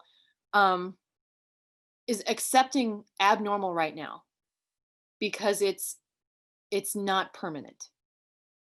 Okay, and that's part of when you're thinking hope, it's not permanent. Music is the thing that's permanent, right? Singing is the thing that we can hold on to. Perfect singing may take a while, but be ready for that in your first rehearsal back. Normal is highly overrated. Yes, Leanne, in many ways it is. But when you make space for the responses to the music throughout your rehearsal, what does that look like? So do you take a break after every song? You know, when I have been with men's organizations, when men feel uncomfortable sometimes, rather than say it, they may choose to take, I got to go to the bathroom. I don't know if anybody wants to cop to that, but instead of saying what's going on, a lot of the times just, you know, I got to make a phone call, or I have a blah, blah, blah, blah, blah. And you allow for distraction as an excuse. I'm just going to say it. Make room, give yourself breaks and allow for that. Because even from a physics standpoint, the first chord or the songs or the loudness, the softness, those are sound waves that are coming at you in this space and they are reverberating around you. So it is a full body's experience that you may not have had, even if you were singing outside or if you were singing through barbershop. When you are in your space for the first time, you have sound waves coming at you from your neighbors. And it is a full body experience. It can be wonderful or it can be overwhelming. So make space for that. Allowing and acknowledging that there could be emotion at your rehearsal. So, like I said, it could happen, it could not. We all react to music differently. But when you experience music, with some of us, it's so simple, like goosebumps, right? You could have very excited people who are just having the prickly sensations on your arms when you sing for the first time together again, which is great, right? But there are some other physical things like tears, shaking, slumped posture, rigid posture. If your heart is racing, or like Rick mentioned earlier, just straight up fatigue. Because either A, your body is not used to standing or sitting for that long. B, because it is just plain old exhausting. Our rehearsals might be too long. You know, sometimes we've gone 3.5 hours. Maybe after 5 minutes, you need to sit down again, you know? But staying aware of what's happening to your body as a result of your emotion, just to make sure that nobody is getting out of whack, okay? Because emotions will have a tangible outcome in our bodies. What's this? We started meetings with an organ recital. Yeah, that's interesting, George. We'll come back to that, I think. So if your body is telling you that you're overwhelmed, listen to it in your first couple of rehearsals back, or even sometimes, you know, can I get off the risers and have a seat? Do I need a drink of water? It's that easy. So next slide for me, Doug. Talking about the environment here. So, and part of it, you know, they recommended HEPA filters and things to make sure your circulation is good with the air and having windows open in both directions. That's a very physical description of your environment. So that might be different. But in addition, when we talk about from an emotional standpoint, is what kind of an environment are you creating for each other and with each other? I happen to know of how many rehearsals? I've been in 4 different chapter rehearsals, and they're all radically different in the different,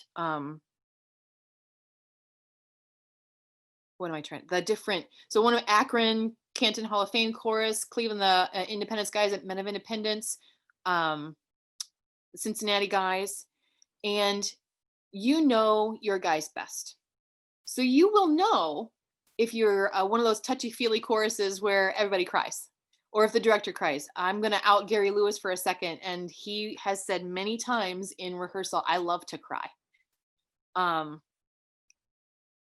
For some of you, you might be exceptionally uncomfortable.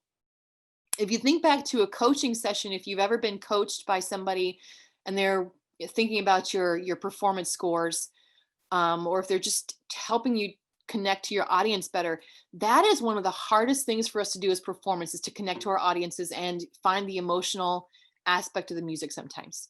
Because displaying your emotion and connecting to that part of us is not always, it's just not comfortable. Let's just put it that way. So when you think about your first rehearsals back, do you want that to happen? Do you want it to be allowed? Do you want people to feel safe if they cry? You know, I think of a rehearsal that wasn't, it was maybe 4 or 5 years ago, where a guy just kind of fell apart emotionally on the risers because he came back. It was the week after his wife had passed away. And he kind of just started to cry on the risers. Some guys were uncomfortable with that, but then you saw the arms, right? And you saw people just affirming that they're there as support. You saw other men then cry because they knew what he was going through or because they care so much. So what kind of an environment do you want to create and do you want to allow? If you had visitors there, you don't know them from Adam, you know, unless they're a really good friend of one person or two people, but you don't know what they're bringing in with them to a rehearsal. The appeal of singing after not singing for a year is that there is community and that it is so powerful for us. And maybe that's what they need. Also, some of you may surprise yourselves. I know just getting on this call and looking at some of the faces, I already teared up in the first like 30 seconds when I saw some of the people who I have not seen in a year or longer. And that's tough. So how do you want to make space for those responses? And how would you create safety? You know, then acknowledging that many of us are not natural emoters. Again, I'm not going to say it's all men, and I'm not going to say that all women naturally cry. All right. Some of us are just naturally more connected and again, you talk about how many of us are naturally even keeled and how much of us are maybe a little bit more this way, or maybe we're really analytical and we never feel. So it just depends on who you are and your personality, and that's okay too. So at the bottom line, it really is about a respect for what happens, and being ready for looking at the guy next to you and going, you know, I'm here for you, or not. Just kind of going into that rehearsal, knowing what you plan to do. Okay. Next slide for me, Doug.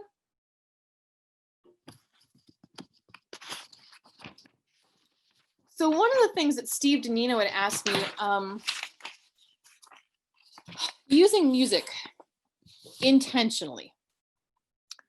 A lot of the times as a music therapist, people come to me and they may want catharsis, or they may need catharsis and they don't know how to get it. So we will purposefully put them in a sad state. And you can do that with music. You can choose a song to create a specific frame of mind. Now, my question to you is, do you want to do that? Should you do that? And how would you do that? So let's take a song like Bridge Over Troubled Water. Anybody know that song?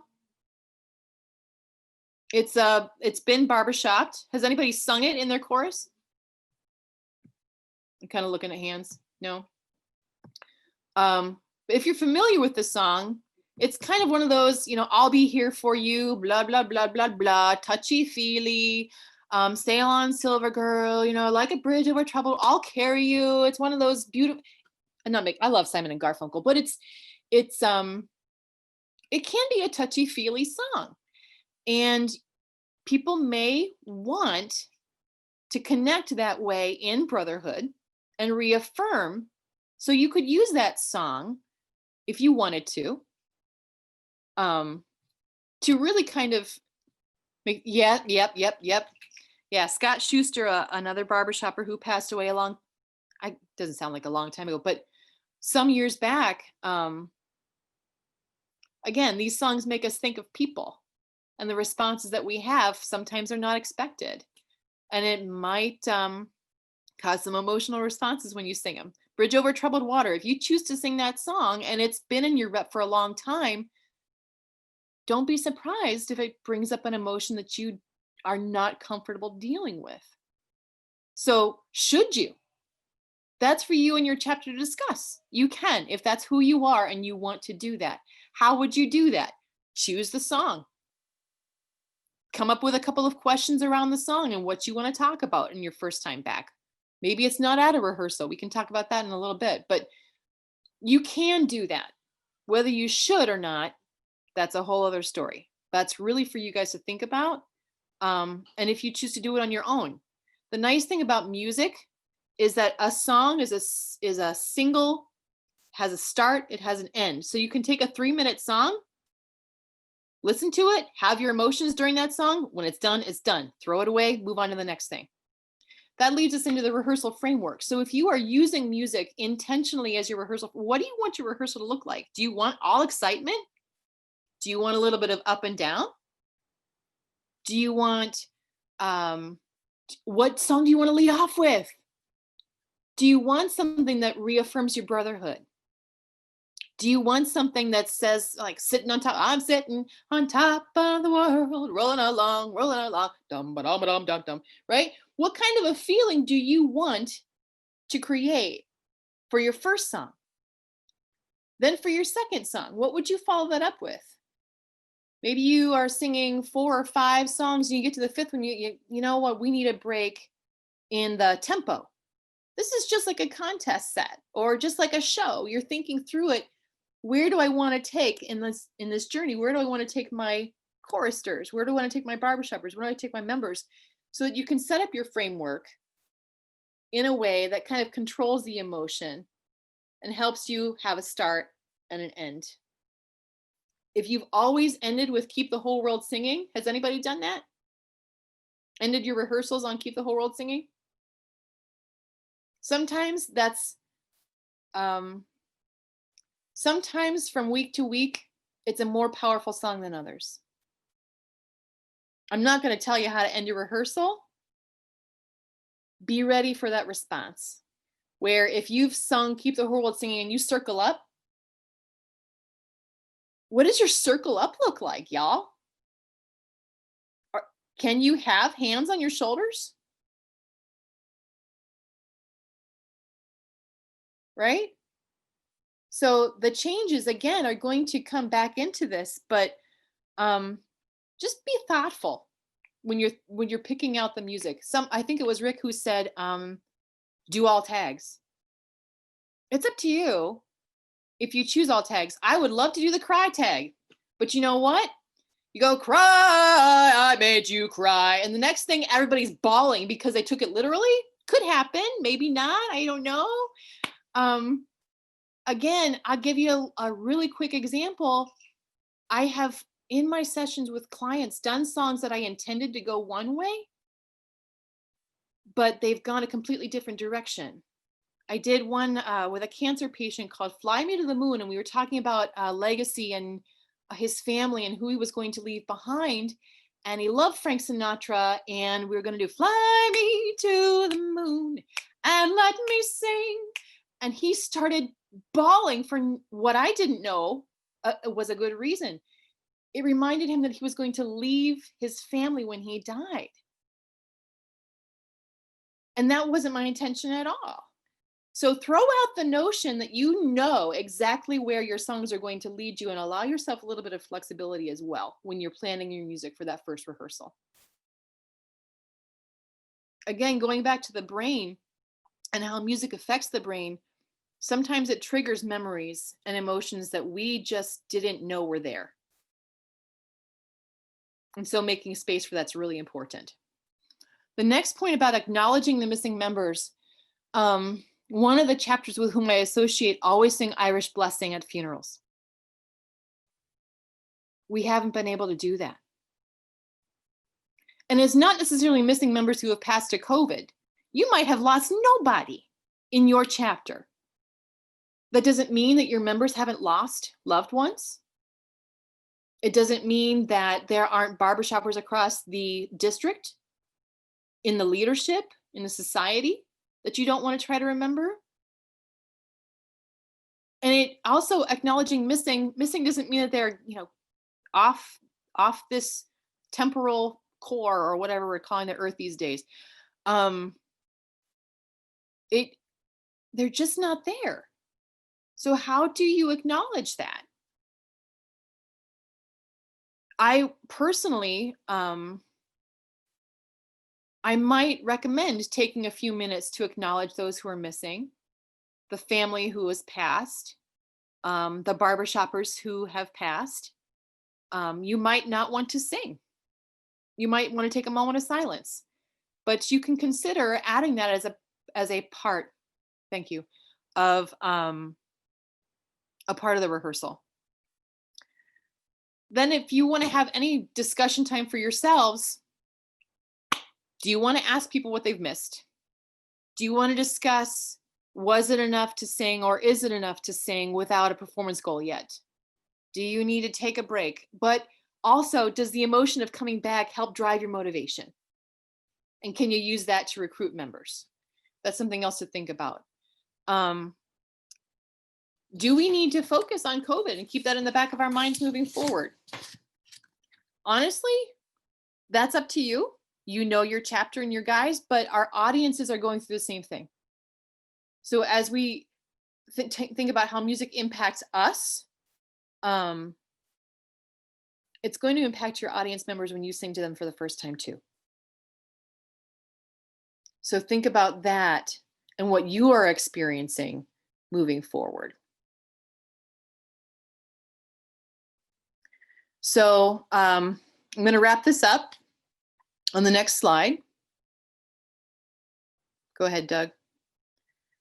Just a couple of recommendations for us to think forward. You might consider having a box of tissues, even if you aren't the touchy-feely kind of chapter, or asking guys to bring some.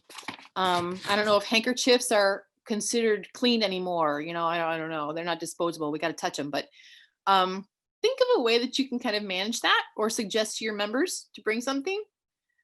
Again, build in some breaks to your rehearsal, whether it's just for your physical fatigue, for your water, for your, again, we might not have access to water fountains because of COVID.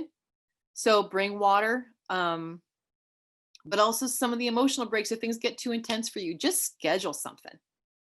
Do consider some kind of discussion, whether it's about the pandemic, about moving forward, but or just, hey, it's good to see you. One word, how are you doing? Something, but be intentional about it.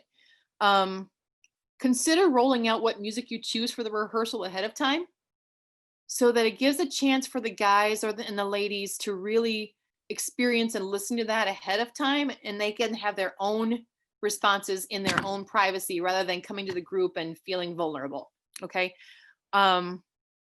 Decide and plan how much you want to work music and how much you want to simply sing. Again, your frustration level with how we sound, your director might be pretty upset that nobody practiced in a year, right? Oh, well, but just make a plan.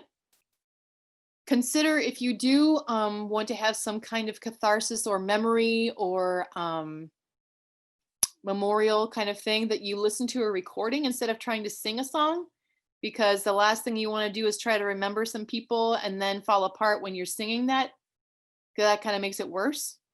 And again, going back to the music as a start and a finish, once the song's over, you are free to move on to something else. Okay.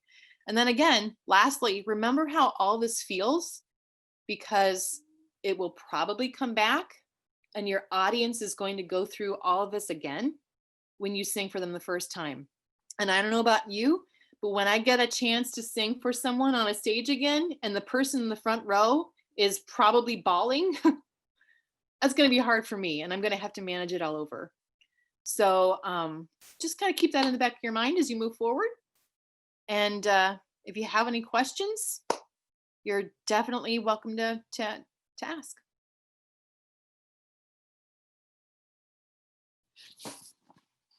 I think at this point, unless we want to take a second, which probably we don't, you might want to save your questions to the end because Bev needs some time. Is that okay with everybody? Yeah, that's the way to go. Okay. All right, Bev, I will hand it over to you, ma'am. Thank you, Judy. Can everybody hear me okay? Yes, ma'am. Okay. So I was in the first class of the LOPT facilitators back in 2016. I can't believe it's been that long. I've been in Asheville for 30 years, but I was born and bred a Yankee from Ohio. And just so everybody knows, I am rooting for the Browns tomorrow night. Just get that out of the way. I have a degree in organization development, but I'm also— Mute her, Doug. What was that? Mute her. Mute her. This is Mr. Steeler with Wyszomierski. I'm a graphic designer. I do web development. I've had 20 years experience with the local chapter, over 20, because I married the director many years ago. I don't know if any of you knew that, but he has now passed on, but I sit as the VP of, I don't know, any number of things for the chapter. So I'm still there. So what we're going to talk about now is external. And assuming we're back or we're almost back, some of this is going to happen before we get back. We're older, we're wiser, we may be more motivated, we may be terribly unmotivated at this point. Once we've dialed down, it's going to take a while to get dialed back up again. But it's time to either decide to pick up where we left off, to rebuild or change, or do a little bit of all three, which is probably what we're going to do. So, you know, the first thing we have to do is look at, as a chapter, look at who you are, or course. I'm going to use the word chapter here. Who you are, where you're going, and it really comes down to who do I want to be when I grow up? Because this is our opportunity. When we put it all back together again after COVID, we're not going to be the same. Whether you try to be or not, we have all changed. So understand that the external world has changed. We have changed. And who do we look like? How might somebody, and this goes back, and you've probably heard this argument before, how might somebody external to your chapter describe you? And does that match with who you think you are? How do you wish someone would describe you? And this is the challenge. How do you get there? None of this discussion is going to be about scores. We all want to sing well. We all want to entice our audiences. But the question is, right now, we're all so removed from, even except for Leadership Academy, from each other as far as singers. Unless you've been keeping in contact with other chapters in the district, we are so totally broken apart at this point. So we need to know, you know, we need to pull ourselves back together. We need to define who we want to be, because now is going to be the time when we outreach to the community. And who's reaching out? Who are you that's gonna say, hey, pay attention to me, or please join us, or please come see who we are, because this is who we are. So the first challenge is going to be that dichotomy between who you were, who you want to be, and who everybody thinks you are, and what face you want to give to the rest of the world. So we're going to define external here, and that's anything outside your course rehearsals or meetings. So from small to large, it includes your members, families, and friends, previous or non-active members, community of singers, community of performers, we're getting bigger, community of educators.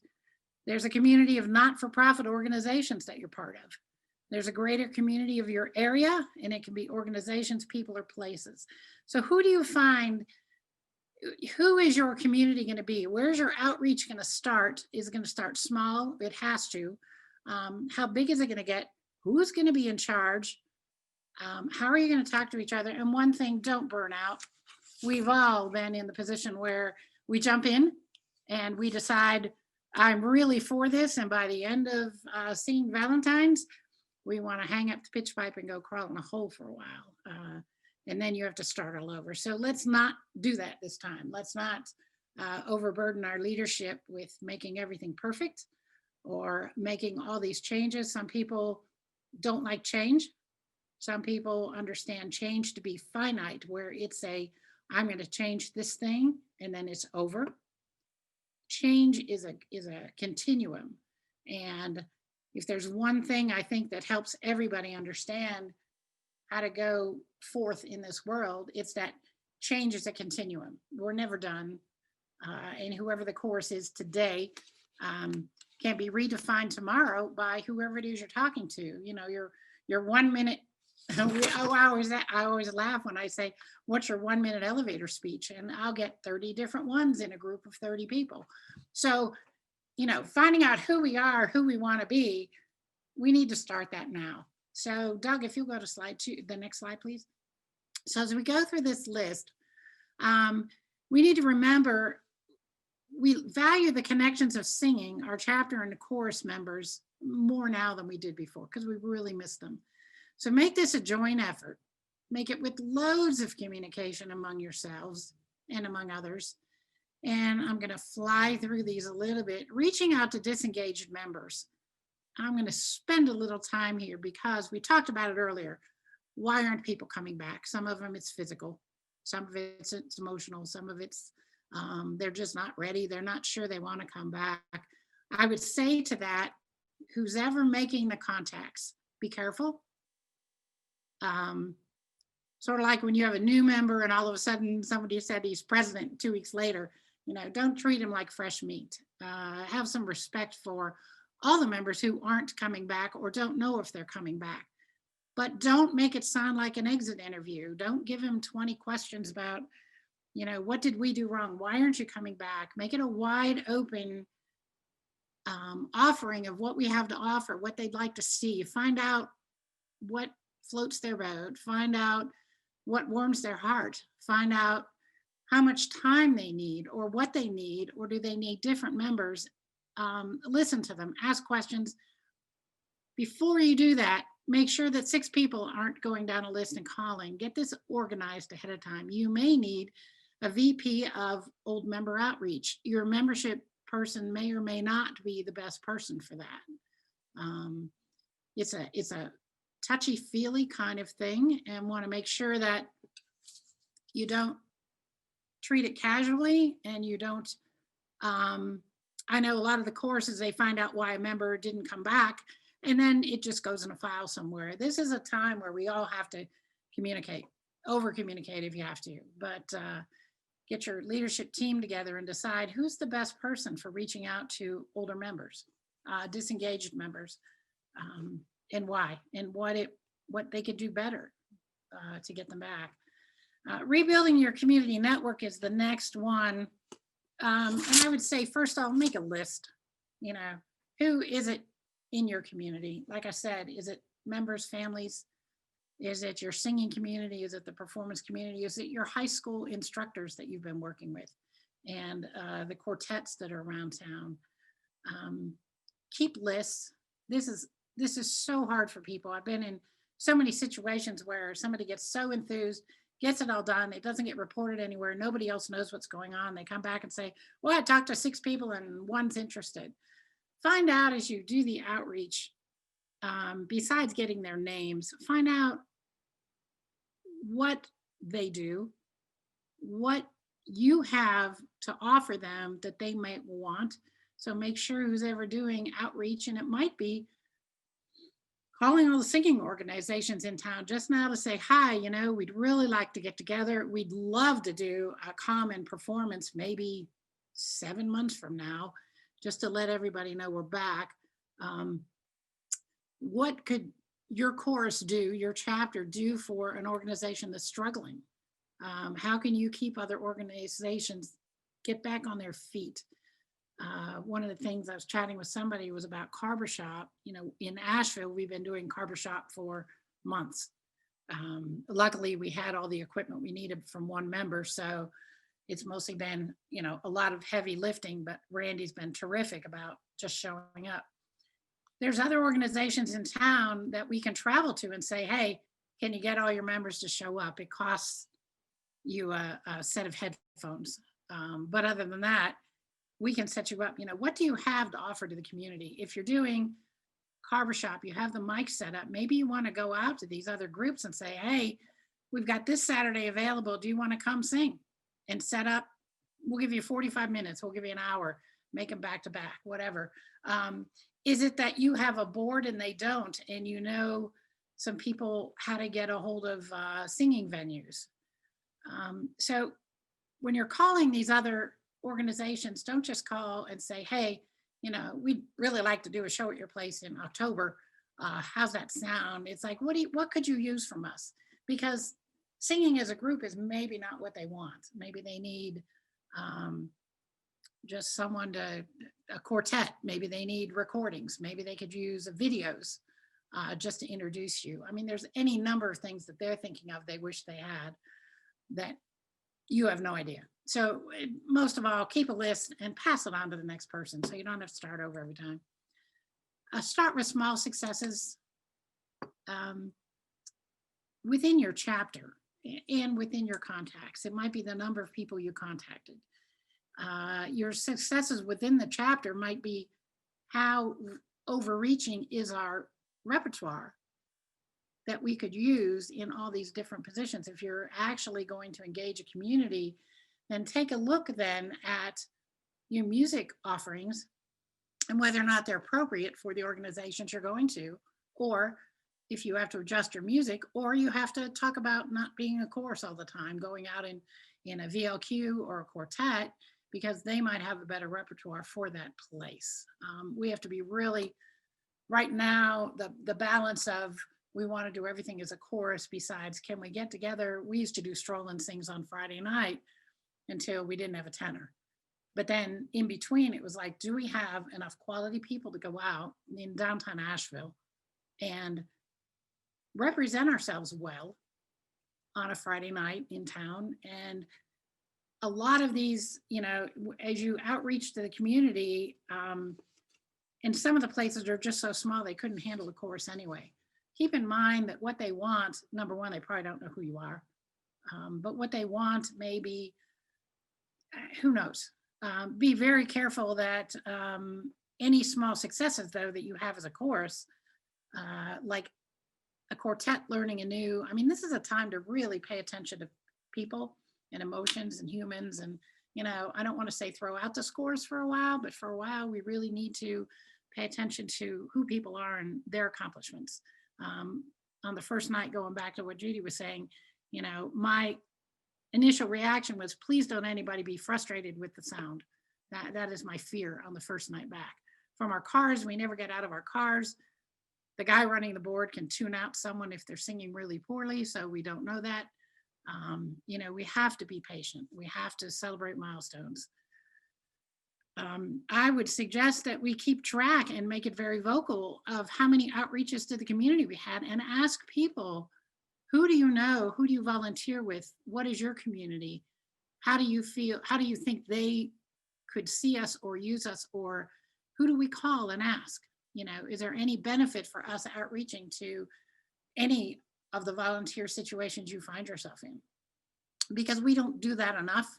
A lot of times courses pick one thing a year or maybe two. And right now, I know financial issues are really upfront for a lot of people, and shows are far away. But the outreach might not be shows. It might be small groups of people being in town when it's safe. Asheville right now is overrun by people who think it's safe here, so they come here. So we're all staying home. But somebody also said, now might be the perfect time for new members because everybody's going to be a little rough of voice. And, the invitation to come join us past the first meeting. So when you reach out to the community, it's like, now's a perfect time. We're all kind of rough. We're all going to be learning new music. This is a perfect time to throw in a new piece of music so everybody's on the same pace with whatever you're doing, and bring in a community. We missed our Christmas, which we used to open up to the community. A lot of us didn't get the chance to do that, which really hurt this year. We really felt bad that we couldn't bring those people together because it expanded so much the outreach in town. So look at, maybe that outreach,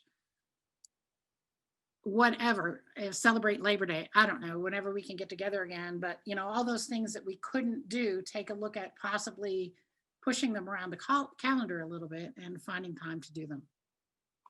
The last item on this external thing is converting virus negativity into positive outreach for both new membership and new performing art opportunities. So the question is, what can't you wait to do again? And then figure out how to get it done. And it's not, this is one place where it's not just the board. The board talks a lot. And we've probably fallen into some bad habits about, yeah, that's a great idea, but I'm not going to do it if we're tired.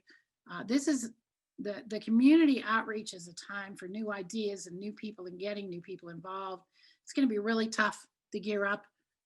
Once you gear down, it's really tough to spin it up again. And we don't want to turn anybody off by demanding too much. But this is really the time where we need to get all our members involved and say, what do you think? What would you like to do? Just throw the rules out. You know, let's see if we can accomplish some of this stuff and do it for you. Somebody suggested, you know, maybe going to the churches saying, you know, when you're back in process or some of the meetings, can we have a quartet come sing for you? Again, you need to look at all the issues we've already talked about, including repertoire. But,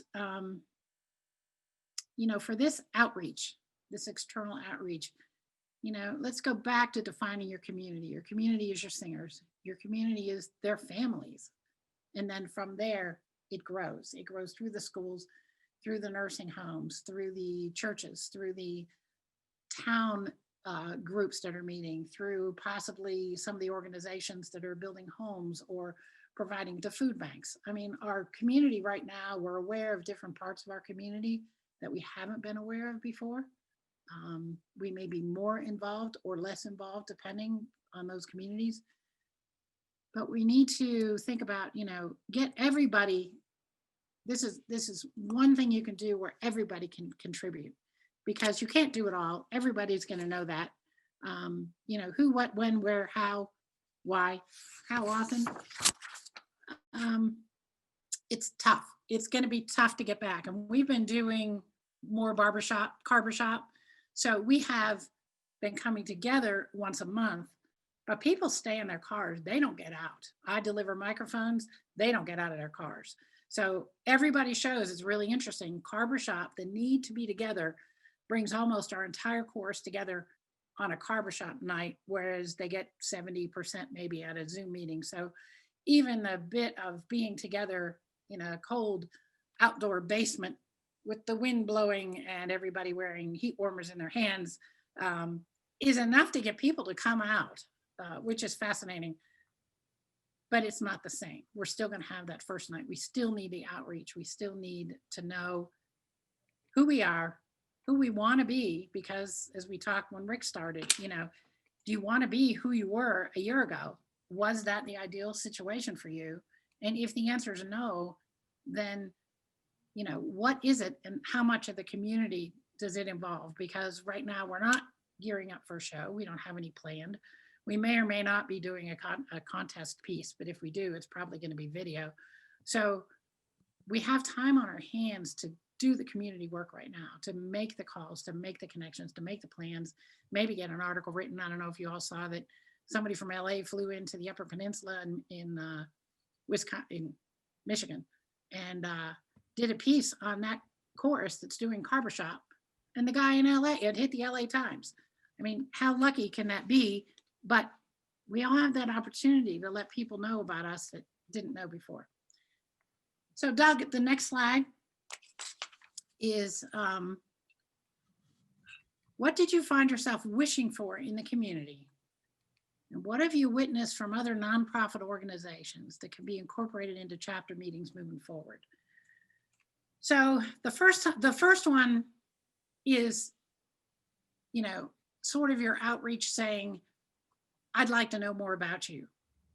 Tell me about you. The second is where the members come in that have been in all kinds of organizations. What is it that they make their meetings more popular? You know, what is it that people come to that they want? And everybody's probably going through this right now. And if they're not, your chapter could be the impetus for these other organizations to start looking at, you know, we have so much talent in BHS, incredible amounts of talent. I guarantee you that there's a whole lot of groups out there that are not having leadership academies. So what we can offer is also our window of opportunity for opening up to the community, and maybe the taxi drivers, like they said in Dallas, how do you know when you've made it? And the answer is when the taxi driver knows who you are. So, you know, this opportunity for external outreach, which we've never really had to do before unless we wanted to do, is now the time where we can, there's no rules. You make up your own rules. Everybody's making up their own rules right now. And now is the perfect opportunity to say, where can I go? Where can I take this? Is it crazy? It doesn't matter if it's crazy or not. Go there. So I'm going to open up chat for a little bit. We've got a little bit of time. I think, Steve, I've got probably about 5 minutes or so to get some questions in or comments about what it is for your outreach that you would do with other groups, or what do you wish for you had in the community? What novel ideas do you have? We know it's going to be tough, and you can choose to speak or type. I'm open.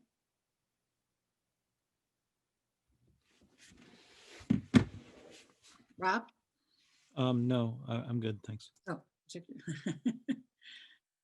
anybody? No?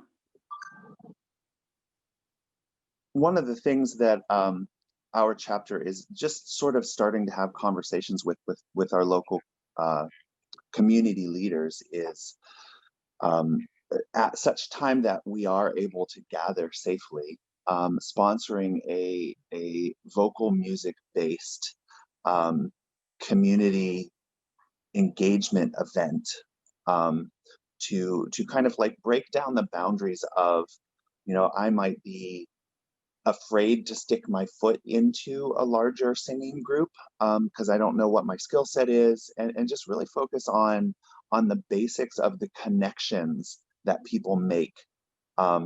Setting up some simple chord progressions that everyone in the audience can participate in, and having a couple of more musically gifted from up in the front either improvise or take known melodies that fit those chord progressions and perform them over the top, and then celebrate the small success of, hey, I was a part of that.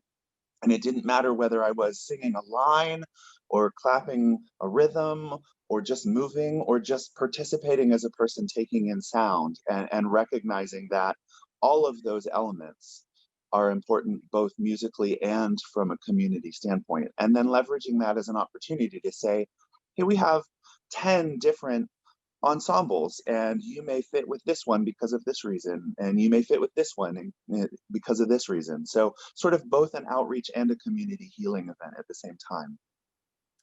That would be fabulous. We did the outreach last May where we had, I think, 13 vocal groups from Asheville, all the choruses, some quartets, people that visited hospitals.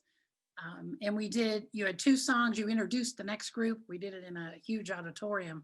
So there was no MC, they just walked down.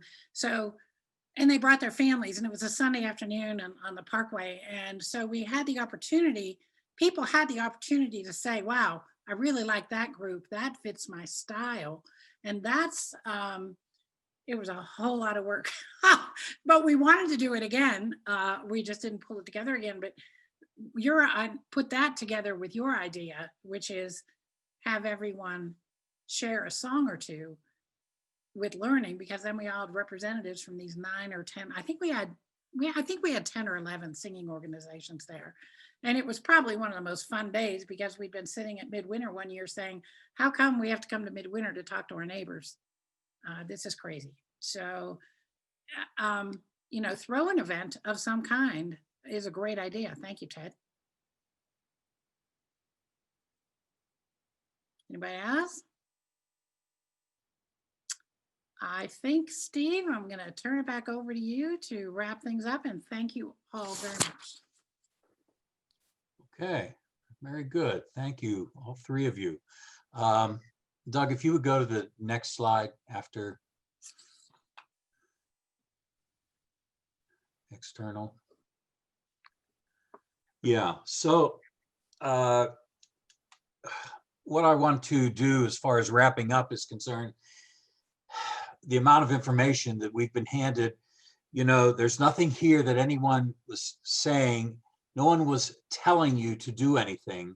Rather, it's awareness, that hope that maybe some things that you've learned today that you weren't cognizant of or just didn't have in the front of the brain to remember to do or to just consider. And there's a lot out there that we're just saying to consider. And one of them was this topic of, I said I'd come back to this, changing out the light for a new one. And I mentioned at the beginning that maybe when the light, if we wanted to turn the light switch back on and make it all easy, that's fine. But maybe when the light switch was on, we didn't like what we saw or a certain aspect of it. And I also said that I would put in a shameless plug for LOPT later on. Well, that's the time right now. And that is that my team, and that includes my barbershop family of facilitators, we stand at the ready to assist chapters in helping them out in establishing their identity, in helping them to take whatever their identity is and build it into the most basic of strategic plans. Not something that is a corporate view that looks 5 or 10 years out, but something that looks just something maybe 2 years out that you can build upon with a series of small successes. And that we could take a project that you've always wished for, and maybe now is the time to make those adjustments when you're not singing, because you can harness all of that talent now and focus it on administrative functions right now. And if you could go to the next one, Doug. So from our leadership packet, we do a session, a module on goal setting and strategies. And this is 2-page front and back. And this is the two pages I couldn't figure out how to get in there that I had to call on somebody else to do.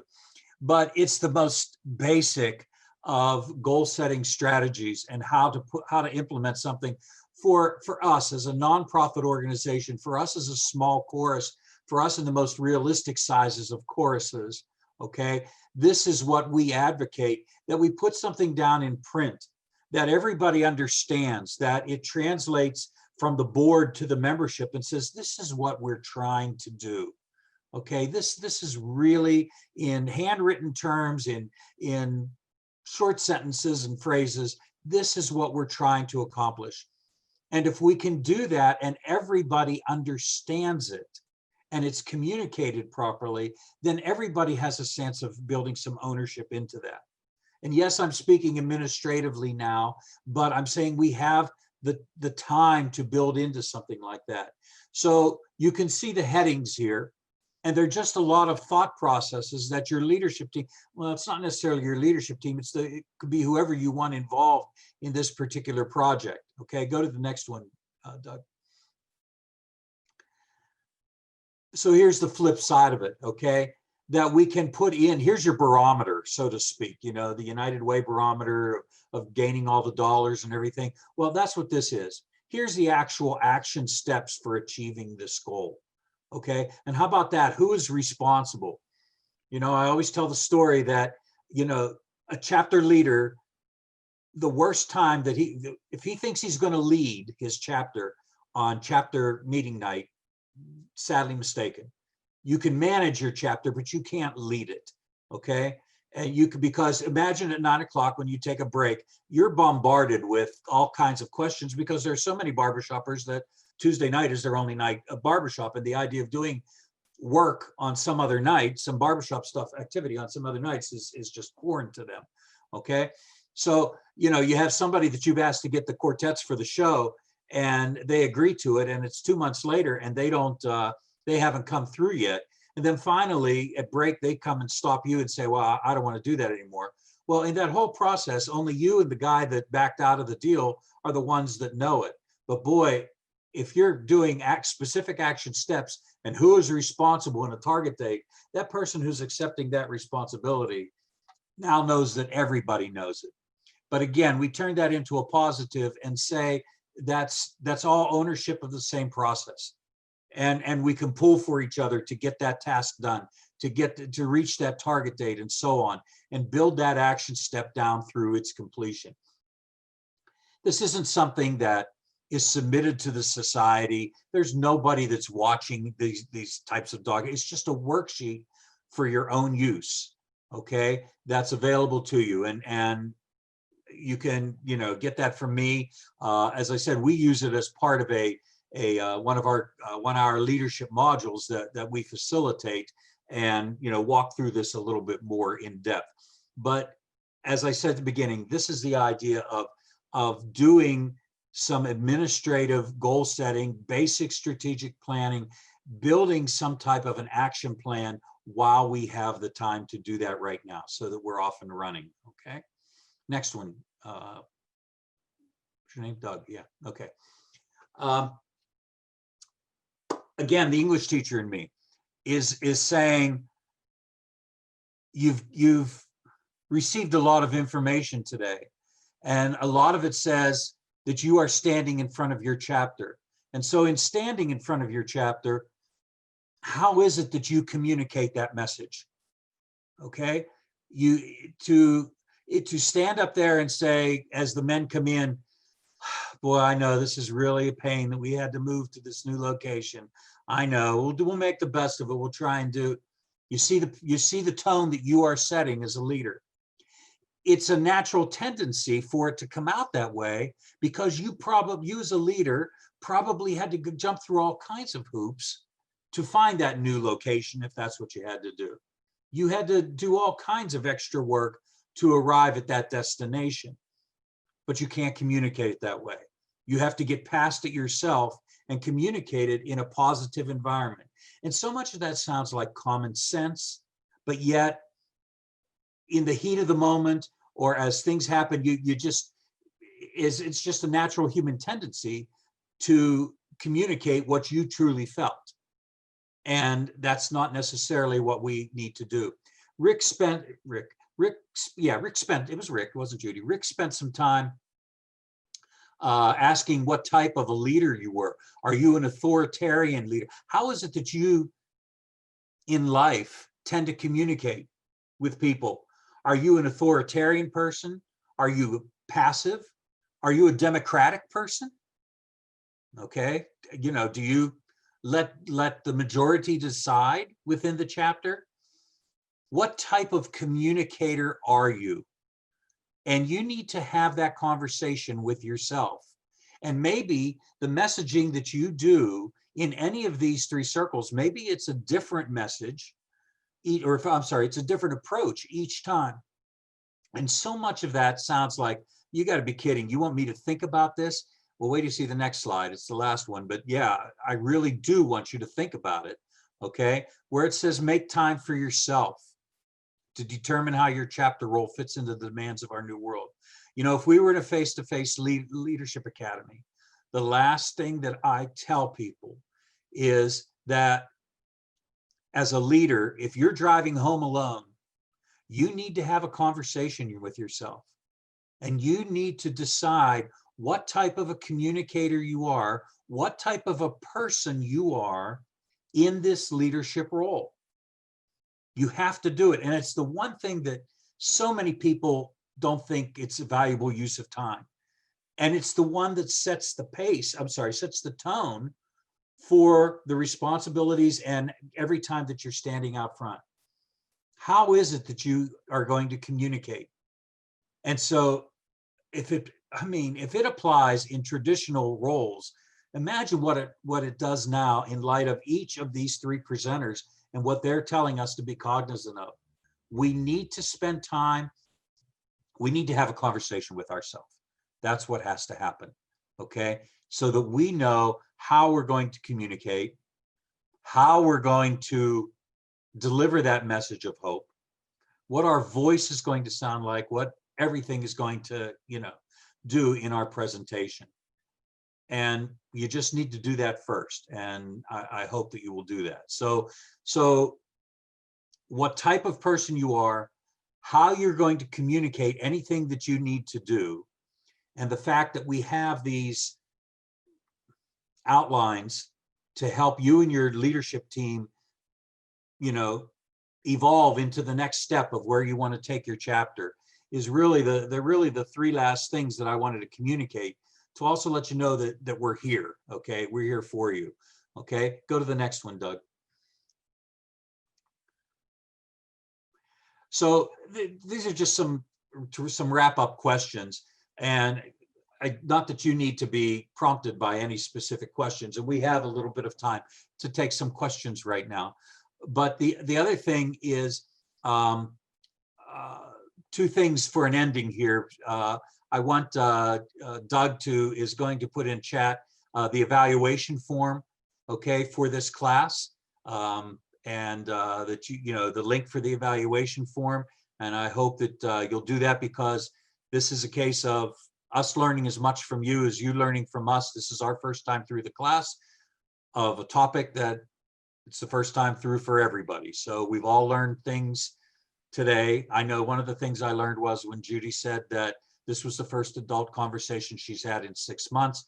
And I'm thinking, but isn't her husband there with her this whole time? But that's a different topic, I guess. So, but what? Yeah. He chimed in there. Yeah. Or maybe that was Sam. That was it. Yeah. So we've learned so much. Okay. So Doug is going to put that on the link for the evaluation. And if you'll go to the last one right now. Can I say something before you? I'm not done. We're going to go back to questions in a minute. Oh, I'm okay. going to leave this on right here. Okay.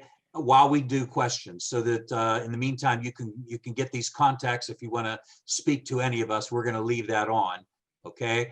And then now let's go back and entertain some comments and questions. So what I was going to say is, yes, tell us what we didn't cover that we should have, either in the chat or just shoot us an email. And we can't think of everything. We thought of the things that we felt like needed to be shared. So help us out in that regard. Help us refine this.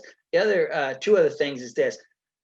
Steve says, use us. We're available for you there. The leadership facilitators. We have 20 to 25 topics that you can pull from. And I think, Steve, we are available for Zoom chapter meetings. Yeah, and that's a great way. Somewhere, yeah.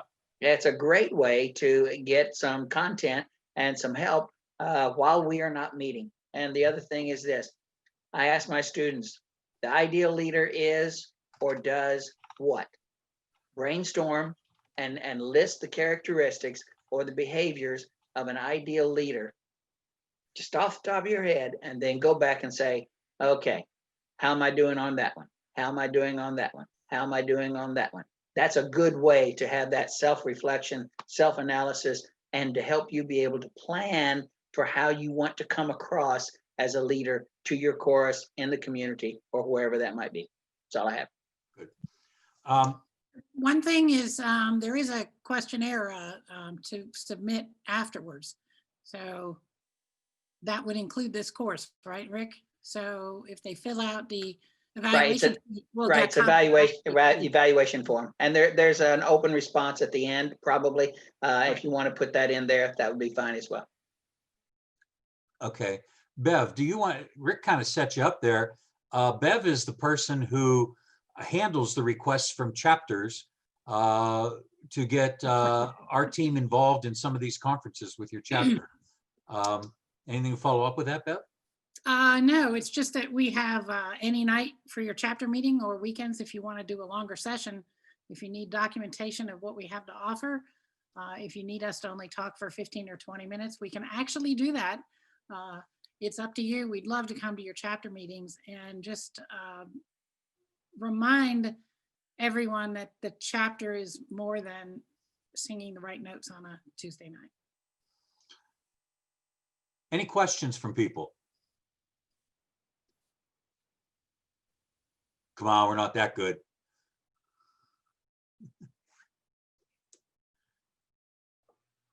Nothing right now? Steve, I know it's been a long afternoon. What I have, the PowerPoint and the PDF. Are you wanting them, or are they allowed to have that if they want it? And because I can put it in, I have it stored where I can share it with them. If you want that, if they want it.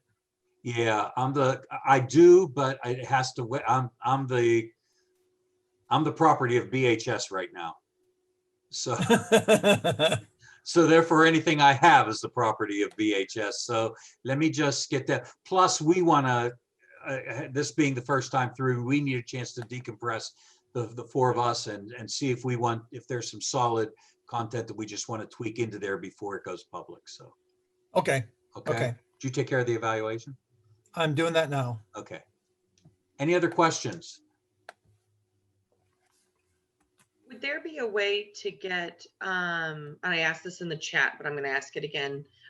Is there any way to get just Judy's walkthrough of our first rehearsal, to get that cut out of the video so that we could share that with our members? Because I think that would be a powerful thing. I'm not going to remember all these really great details she had, and it would be great to have her just walk us through what that could look like and feel like. It was really powerful.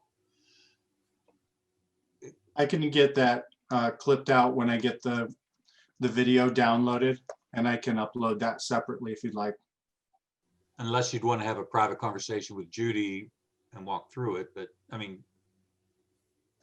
that's up to you too.